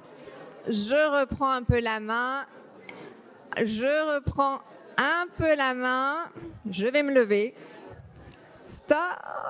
On lève la main. On lève la main. On va tout de suite mettre en place un code. Quand on vous fait interagir comme ça, quand vous nous voyez lever la main, il y en a plein qui connaissent, je vois. Voilà. Quand vous levez aussi la main et vous arrêtez de discuter, ce qui nous permet de reprendre la main beaucoup plus efficacement. Une technique de pédagogie active en gros auditoire qui marche très bien. Alors, la question. Alors, je ne vais pas rentrer dans vos débats. Hein, vous avez bien échangé. Peut-être que vous avez la même vision que votre voisin. Peut-être pas du tout. Et je ne vais pas donner une définition formelle. Hein, mais voilà, la question un peu centrale qu'il faut se poser, c'est est-ce que vos réponses, elles permettent de différencier sans ambiguïté la différence entre compétence, savoir et savoir-faire.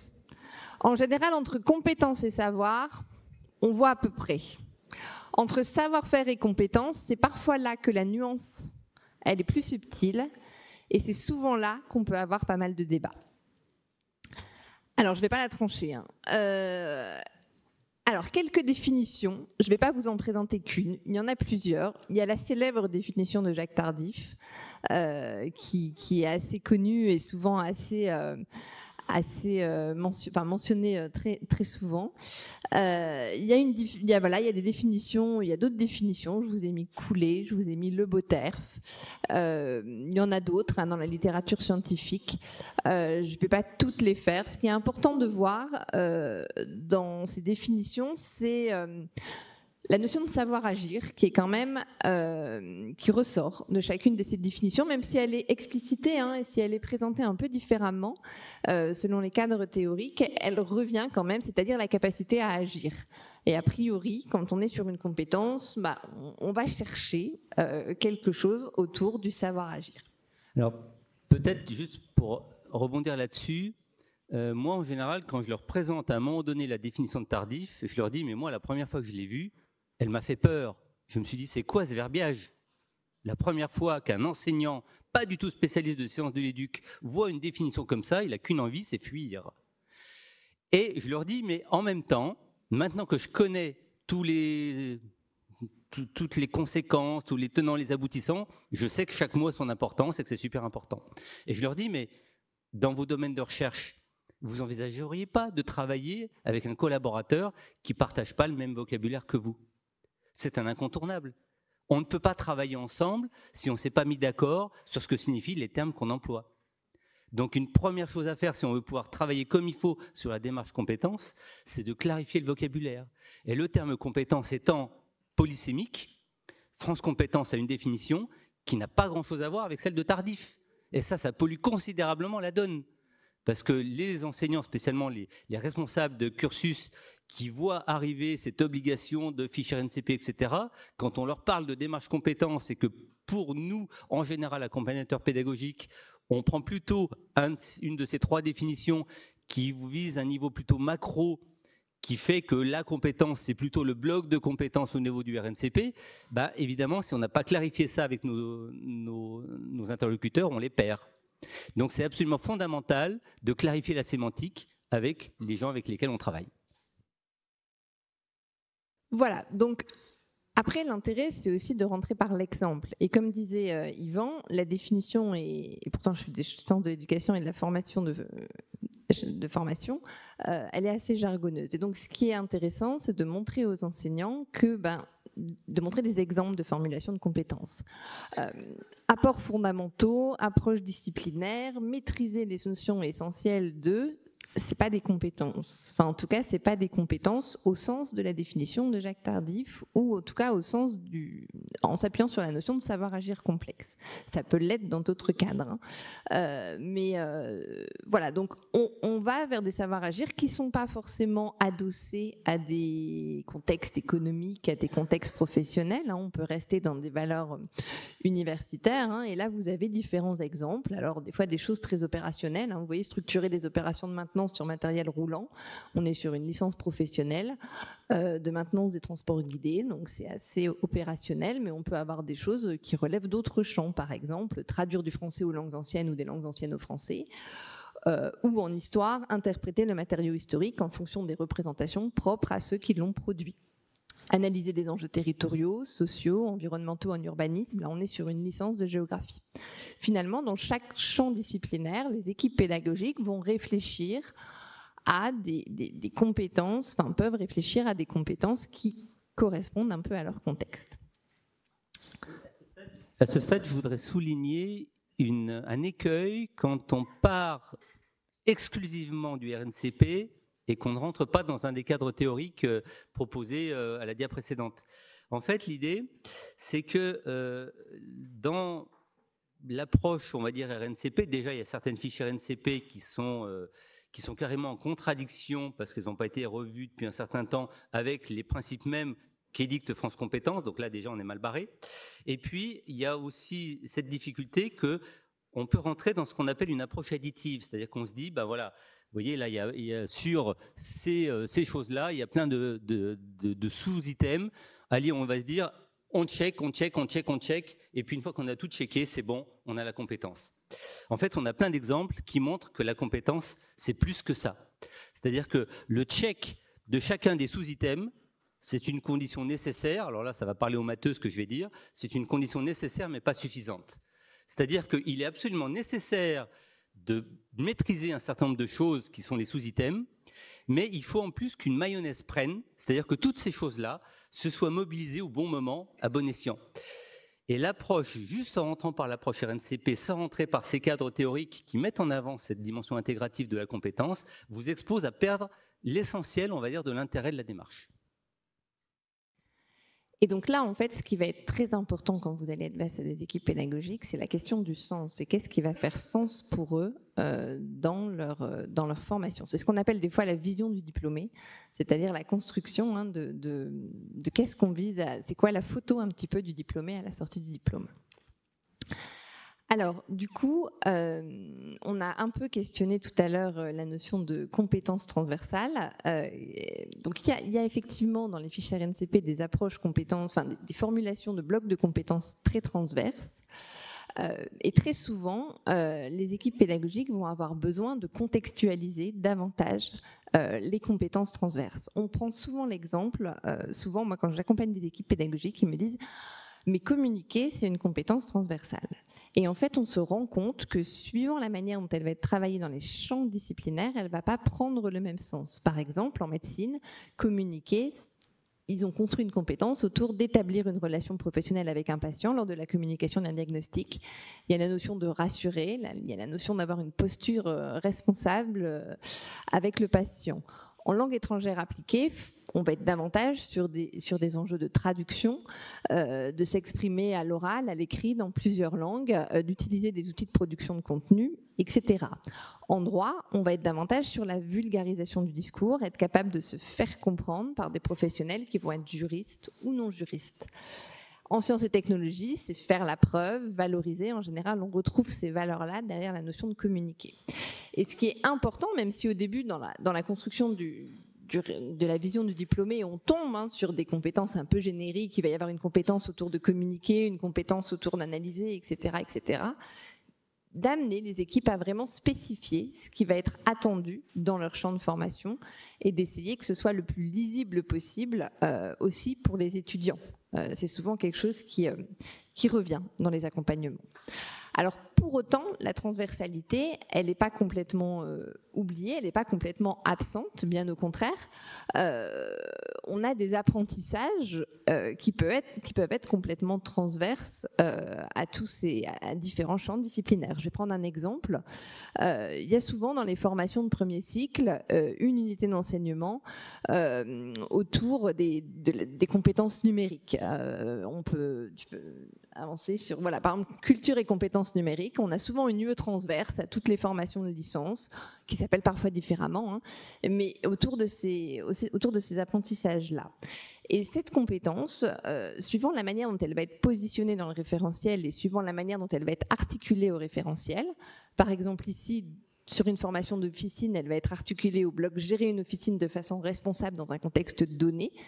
parce qu'on va considérer que l'étudiant, pour gérer l'officine, aura besoin de maîtriser les outils numériques et de les maîtriser de manière responsable.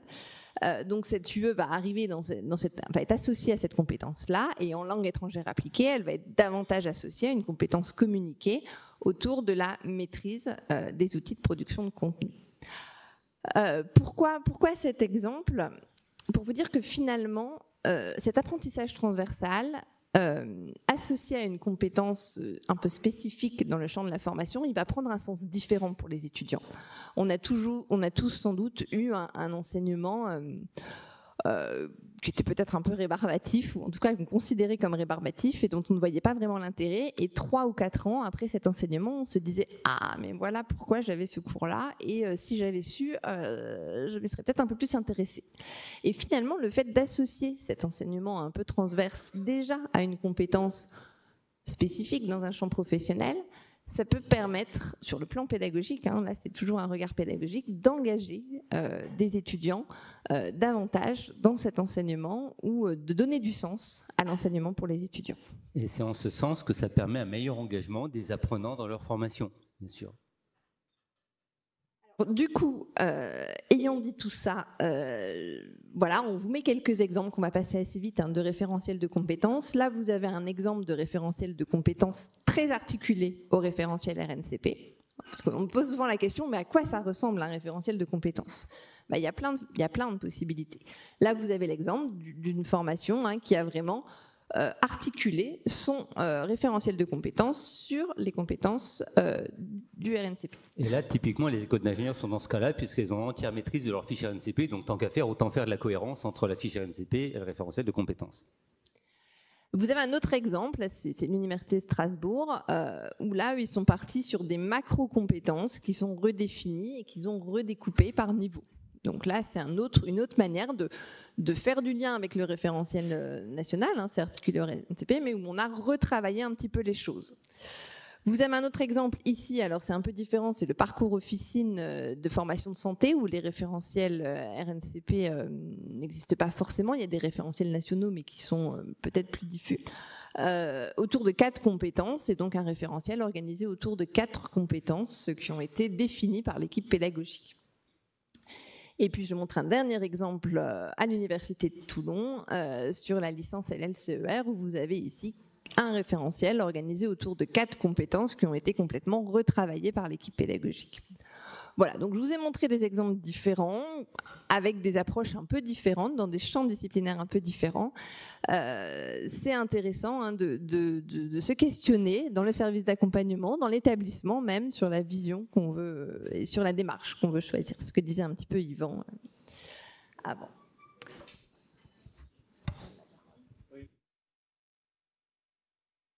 Pour résumer, c'est vrai qu'il y a 2 entrées possibles qui sont d'un côté le RNCP, de l'autre côté la démarche compétence, c'est que les auteurs l'ont conceptualisé. Donc dans l'enseignement supérieur, c'est une vision très macro, très intégrative. Chez France Compétences, c'est une vision qu'on pourrait qualifier de davantage métier, qui pourrait être sur une fiche de poste.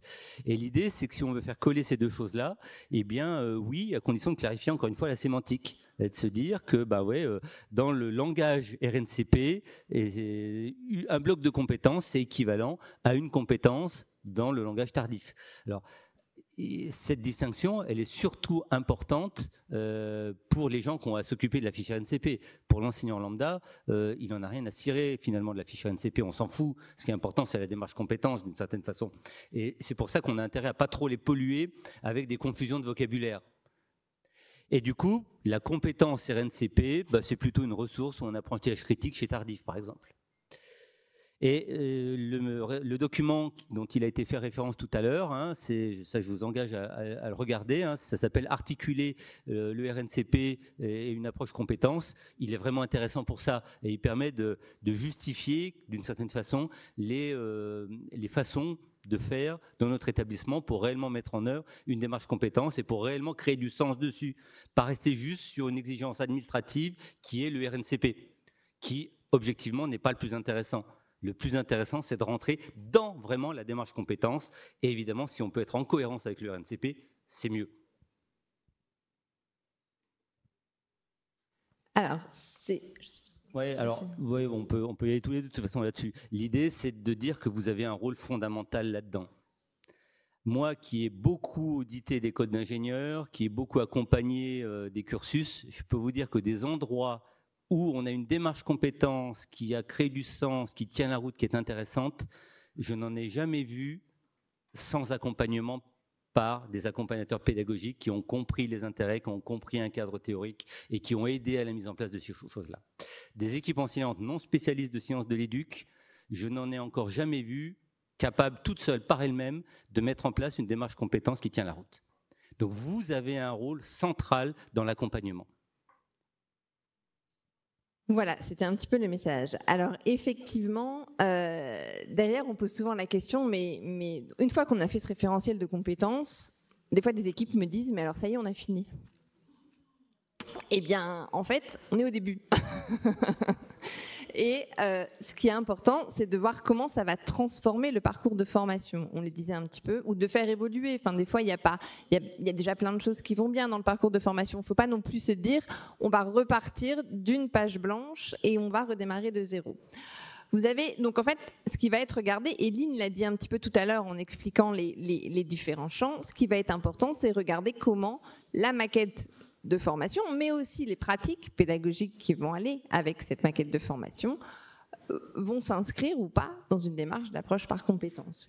Ici, vous voyez, je ne vais pas aller très loin dans le maquettage, mais juste un exemple de maquette, c'est des exemples fictifs, mais assez structurés selon l'Université de Lille, où vous avez une maquette assez structurée autour des connaissances disciplinaires, ou en tout cas des champs disciplinaires, avec un bloc un peu théorique, sciences pour la santé, des blocs un peu plus méthodologiques et des blocs pré-professionnels, donc qui découpent les apports théoriques, les apports méthodologiques et les approches pré-pro. Et puis vous avez cette maquette qui a été transformée par l'équipe en approche par compétences autour des compétences visées par la formation. Et là, on voit que les apports disciplinaires ont été re-questionnés et qu'à un moment, ils se sont dit finalement, pour gérer une officine, il faudrait intégrer des cours de comptabilité, aller chercher un petit peu sur les aspects interdisciplinaires, voire intégrer de la psychologie. Et c'est aussi ça, l'approche par compétences, c'est aussi favoriser l'interdisciplinarité et les échanges entre les disciplines. Alors, j'avance un peu vite sur la suite, mais donc c'est un peu ce que je vous disais. Finalement, entraîner les compétences, c'est pas le tout de les définir et c'est pas le tout de les formuler. Il faut regarder comment on les entraîne. Comment on les entraîne, c'est forcément la question de la mise en situation. Alors voilà, petite caricature que vous connaissez certainement. Si on veut apprendre à des étudiants à sauter en parachute, que la méthode d'enseignement, c'est lire un livre sur le parachutisme ou suivre un cours magistral sur le parachutisme, et que la méthode d'évaluation, c'est monter dans l'avion et sauter, on peut avoir un peu de perte. Voilà, donc c'est pas complètement aligné en fait. C'est les principes un peu de l'alignement pédagogique. Alignement pédagogique, c'est l'alignement, vous connaissez certainement ça, entre les objectifs pédagogiques, les méthodes d'enseignement et les méthodes d'évaluation. Donc c'est finalement cette cohérence-là qu'on va interroger, qu'on interroge souvent à l'échelle d'un enseignement, mais qu'on va interroger plus largement dans le programme de formation.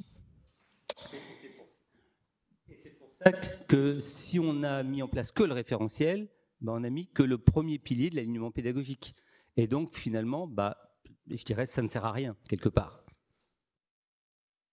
Voilà, donc tout l'enjeu est d'aller jusqu'aux pratiques pédagogiques. Alors, entraîner les compétences, il y a souvent les stages, bien sûr. Les stages dans les formations, c'est des lieux privilégiés pour entraîner les compétences. Et il y a en général beaucoup de formations qui ont déjà des stages, donc qui sont déjà dans cette approche-là, même si des fois, il faut réarticuler un petit peu le stage aux compétences visées. Il y a un travail d'accompagnement à faire autour de ça. Le stage, c'est un lieu privilégié pour l'entraînement des compétences. Et puis, il y a les SAE, alors on appelle souvent ça, elles sont devenues célèbres de par la réforme des IUT et la réforme des buts plutôt. C'est quoi des SAE? Les situations d'apprentissage et d'évaluation, c'est-à-dire des situations authentiques ou proches de situations authentiques qui sont organisées par l'équipe de formation pour développer les compétences qui vont être visées par la formation. Et donc, on a des mises en situation du coup sur le terrain, les stages, et des mises en situation dans la formation qu'on appelle SAE, qui peuvent être appelées autrement dans certains établissements. SAE est le terme le plus répandu, je pense, maintenant, mais il y a d'autres termes qui peuvent être utilisés. Et donc, c'est des études de cas, des projets, etc. Vous avez un exemple là d'une SAE réalisée dans un DUST d'animation des activités physiques et sportives autour de la réalisation d'un projet éco-responsable. Donc ça, c'est la compétence, et les étudiants doivent créer un événement éco-responsable, et ils ont un projet à mener sur le semestre, accompagnés par leur équipe pédagogique. C'est pas un stage, ça se fait vraiment dans la formation, et c'est ça qu'on appelle SAE, et l'étudiant va être évalué, il va avoir des retours d'évaluation, etc., tout au long de la formation. Alors, quelques mots très rapides, mais on va aller vraiment très vite parce que vous avez une conférence sur ce sujet demain avec Benoît, sur l'évaluation des compétences. Voilà, finalement, l'évaluation des compétences, je reprends ce schéma, parce qu'on me dit souvent, mais alors du coup, on n'évalue plus les connaissances. En fait, si, on peut continuer à évaluer les connaissances, et ça peut rester un élément important de l'évaluation. Vous voyez le cœur un peu rouge, on va continuer parce qu'on est dans une approche par compétences, on peut tout à fait avoir encore des cours magistraux, et souvent il y en a encore, on va continuer à développer des savoirs, des savoir-faire qu'on va entraîner, qu'on va évaluer isolément, etc. Et il y a toujours cette évaluation-là. Au niveau jaune, on va évaluer des mises en situation, et donc on va évaluer l'étudiant dans des situations où il va avoir des occasions d'agir. Et c'est ça qui va nous permettre de dire qu'on est dans une approche par compétence. Est-ce qu'à un moment, on met l'étudiant en action, et est-ce qu'à un moment, on l'évalue et on regarde comment il en agit, on lui fait un retour. Ça, c'est le niveau un petit peu jaune là, du cercle. Et puis le troisième niveau, c'est le niveau de la réflexivité, et c'est-à-dire la capacité de l'étudiant à mettre en perspective ces différentes occasions qu'il a eues d'agir. Dans quel cas il a réussi, il ne va pas forcément avoir que des réussites, il peut avoir des échecs, il peut apprendre de ses échecs aussi. Et donc finalement, cette approche par compétence, elle va mettre en valeur un petit peu ça, et elle va amener l'étudiant à s'interroger sur pourquoi il agit comme ça dans cette situation, pourquoi il a agi comme ça dans telle autre, et on va arriver progressivement sur une démarche portfolio à ce niveau-là. Donc effectivement, déjà dans l'évaluation, la première étape, j'ai envie de dire, c'est déjà d'évaluer des occasions d'agir et d'évaluer l'étudiant dans des occasions d'agir. La démarche portfolio, elle arrive après. Alors c'est la dernière diapositive sur l'évaluation. Qu'est-ce que ça veut dire finalement de passer en approche par compétence? C'est vraiment de dépasser juste le regard sur les résultats. Et on va ne pas regarder que les résultats, même si bien sûr les résultats vont avoir de l'importance. On va aussi regarder la manière dont l'étudiant va être capable de justifier ses démarches, de réguler l'action ou de s'adapter encore à d'autres contextes. Et c'est à travers ces différentes étapes qu'on va apprécier le développement des compétences des étudiants. Voilà. Alors, je crois qu'on n'a plus beaucoup de temps, mais peut-être quelques mots quand même sur le programme à venir. Je peux enchaîner rapidement si tu veux. Enchaîne sur les repères.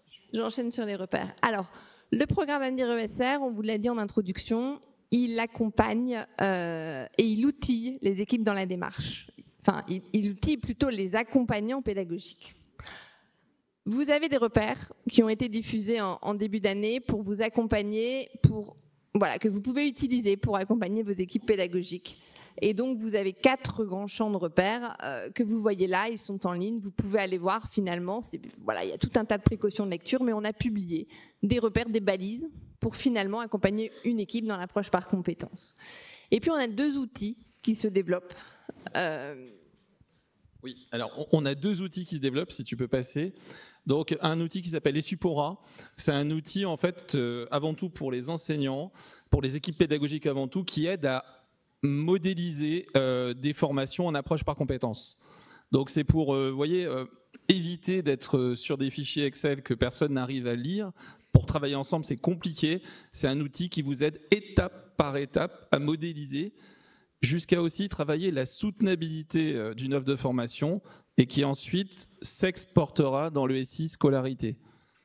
J'ai un problème avec le micro. Voilà, le suivant. Désolé, on est obligé d'aller vite. Donc, les outils qui sont développés dans l'avenir sont dans un écosystème numérique urbanisé, désolé pour les mots compliqués, au sein de l'ESR, et Supora pour modéliser, tu peux juste en arrière, qui va alimenter Pégase, et Pégase sera en lien avec le futur portfolio qui servira à évaluer les compétences et à travailler aussi la construction du projet de vie. Tout ça s'imbrique. Si tu peux passer, Yvan. Très vite, on a commencé par des prototypes avec Karuta parce que les IUT étaient pressés, donc ça a ses limites, mais ça nous a permis d'expérimenter. On va vers quelque chose de plus industriel qui est proposé à une échelle nationale, puisqu'on peut viser jusqu'à 3 millions de comptes, qui s'appelle Cofolio. Et dernier écran, et j'ai terminé. Ce fameux Cofolio, on vous le présentera le 14 octobre à 14h30. Vous êtes les premiers à le savoir. On va organiser un webinaire parce qu'on a vraiment beaucoup avancé sur cet outil qui permettra beaucoup de paramétrage et beaucoup d'approches différentes sur l'approche par compétence et sur le projet de vie. Voilà, bon, j'en dis pas plus. Voilà, merci à vous. On arrive au terme. Alors voilà, on aura l'occasion d'échanger. Hein. Alors pas moi parce que je ne vais pas pouvoir rester toutes les journées, mais Eric reste là. Yvan sera là aussi pour les aspects plus pédagogiques. Vraiment, voilà, le programme à venir, il est là en soutien de la démarche pédagogique et dans l'outillage. Et donc retenez bien cette idée que vous avez un rôle central. Par contre, un rôle central dans la démarche compétence. Par contre, vous mettez quand même pas trop de pression. Vous n'avez qu'une obligation de moyens, vous n'avez pas une obligation de résultat. Si les équipes ne s'y mettent pas, ce n'est pas votre faute.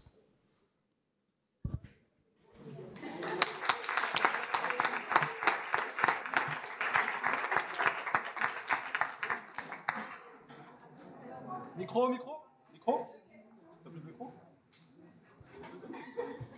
Question. Oui, bonjour. Yann Amri, je travaille à Sorbonne Université dans une direction d'appui à la pédagogie spécialisée dans les langues. Effectivement, dans mes expériences précédentes, la question de la transférabilité, telle qu'elle a été indiquée, c'était un bon moyen d'engager les enseignants, hein, dire que finalement, les étudiants vont en stage, puis ils ont du mal à appliquer en stage ce qu'ils ont vu. J'ai pu accompagner des enseignants en sciences avec une méthodologie parfois plus exigeante, je ne sais pas si c'est le bon mot, mais en tout cas avec des questions particulières. Et la réponse que j'avais, c'était, le constat, c'est qu'il y a un problème de transférabilité. L'hypothèse, c'est que l'approche compétence peut le résoudre. Mais dites-moi si c'est vrai, est-ce qu'il y a des preuves? Est-ce qu'il y a finalement des cas? J'étais un peu comme vous, c'est-à-dire que j'ai essayé de répondre, en plus dans le cas, c'était dans le cas des sciences. J'ai trouvé des référentiels, j'ai trouvé des SAE, mais du coup, des retours d'expérience qui montrent que ça améliore la transférabilité, je ne sais pas s'il y a des exemples. Alors, c'est toujours compliqué de répondre à la question, mais les enseignants, souvent, ils vous posent la question, mais qu'est-ce qui nous prouve que ça marche? Qu'est-ce qui nous prouve que l'approche par compétence, ça marche? Et pourquoi est-ce qu'on s'engagerait dans l'approche par compétence? Qu'est-ce qui nous prouve que ça marche? Cette question, elle est légitime, hein, et en même temps, on peut la poser par l'inverse. Et moi, des fois, souvent, je réponds aux enseignants, mais est-ce que vous pensez vraiment qu'on peut continuer à enseigner comme avant et qu'on peut figer nos pratiques d'enseignement et que ça continuera à marcher? Voilà. Et là, souvent, après, ça génère un peu des questions. Il n'y a pas d'études scientifiques qui montrent que l'approche par compétence marche, et c'est pas possible, entre guillemets, parce qu'en fait, il y a tellement de façons différentes de faire de l'approche par compétence qu'on ne pourra jamais avoir quelque chose de... On est sur des sciences humaines et sociales, on ne pourra jamais avoir quelque chose de suffisamment stable. Moi, si je vais voir comment on fait l'approche par compétence dans une formation par rapport à une autre, ce sera des variables tellement différentes que c'est pas comparable. Donc, on peut pas avoir des résultats à grande échelle qui font la preuve. Par contre, une approche compétence qui va, entre guillemets, qui peut marcher, c'est une approche qui va s'appuyer. On sait que les méthodes actives, par exemple, il y a pas mal de travaux autour de ça qui montrent qu'avec des méthodes actives, les apprentissages sont plus profonds chez les étudiants. Il y a pas mal d'études. Hein, et donc, en fait, une approche par compétence qui va s'appuyer là-dessus, forcément, là, il y a des résultats qui viennent. Il y a des résultats aussi sur la motivation, les travaux de Roland-Viau, hein, par exemple, autour de la perception du sens, de la perception de la compétence, des ressources, des feedbacks qui sont faits aux étudiants. Et là, il y a des travaux scientifiques qui montrent l'apport de ces... Donc, voilà. Donc, en fait, c'est en combinant finalement un petit peu tout ça que on crée la preuve, voilà. Mais il y a tellement de façons différentes qu'on ne peut pas avoir de résultats standardisés. Voilà. Clairement, la démarche compétence ne peut en tout cas pas fonctionner avec du CM classique, avec aucune mise en situation, ce genre de choses. Donc ça, on est sûr que ça ne marchera pas. Par contre, comme l'a dit Aurélie, les recherches ont montré que les pédagogies actives renforçaient la profondeur et la durabilité des apprentissages. Clairement, le fait de mettre en situation, de mettre en mode projet les étudiants, ça les rend acteurs de leur formation, ça génère tout un tas d'engagements, de motivation, etc. Donc de toute façon, on a au moins ça à y gagner. On a au moins à y gagner que les étudiants, ils savent un petit peu pourquoi ils sont là, ils font du lien entre ces cours un peu théoriques et puis les applications pratiques, parce qu'ils voient dans les situations dans lesquelles on les plonge que finalement ces cours-là, ils servent directement à quelque chose, et c'est pas juste, on leur a dit, mais ça vous servira plus tard. Non, ça leur sert réellement, directement, dans des vraies situations qu'on essaye de faire le plus proche possible de situations authentiques qu'ils peuvent rencontrer dans la vie, que ce soit la vie professionnelle ou leur vie de tous les jours. À Lille, on avait une équipe justement à la faculté de scientifiques et technologiques où il y avait des enseignants très mitigés sur l'approche par compétences, d'autres qui voulaient y aller, et des enseignants qui hésitaient à finalement réduire leurs cours pour laisser de la place dans la maquette OSAE. On a fait une expérimentation avec eux où on a travaillé sur une seule SAE et on a introduit une SAE pendant 1 an et ils ont vu un petit peu l'apport. Aujourd'hui, voilà, ils ont vraiment bougé leur représentation et je vous invite à discuter avec Zoé, que je pourrais vous présenter à la pause, qui a accompagné l'équipe et qui a évalué ce dispositif-là et qui présente, on fera un retour d'expérience plus formel parce que là c'est très récent, on vient d'avoir les résultats, mais ça a convaincu les enseignants. Donc des fois il faut juste se dire on va essayer et puis ça ne marchera peut-être pas du premier coup. Voilà. En tout cas, quelques témoignages de gens qui y sont allés, leur retour c'est on ne reviendrait pas en arrière.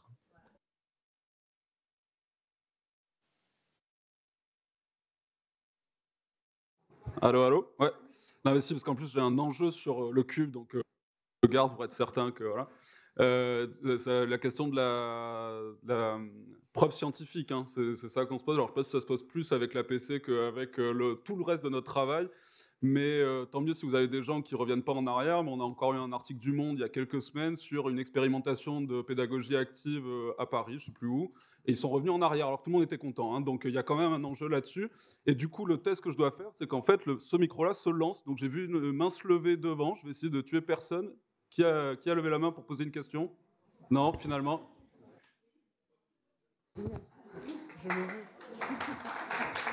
Et vous voyez, l'intérêt aussi, c'est dans des trucs, quand on touche des choses un petit peu touchy comme ça permet de décontracter un petit peu la chose et c'est pas plus mal aussi. Est-ce que ça marche? Oui.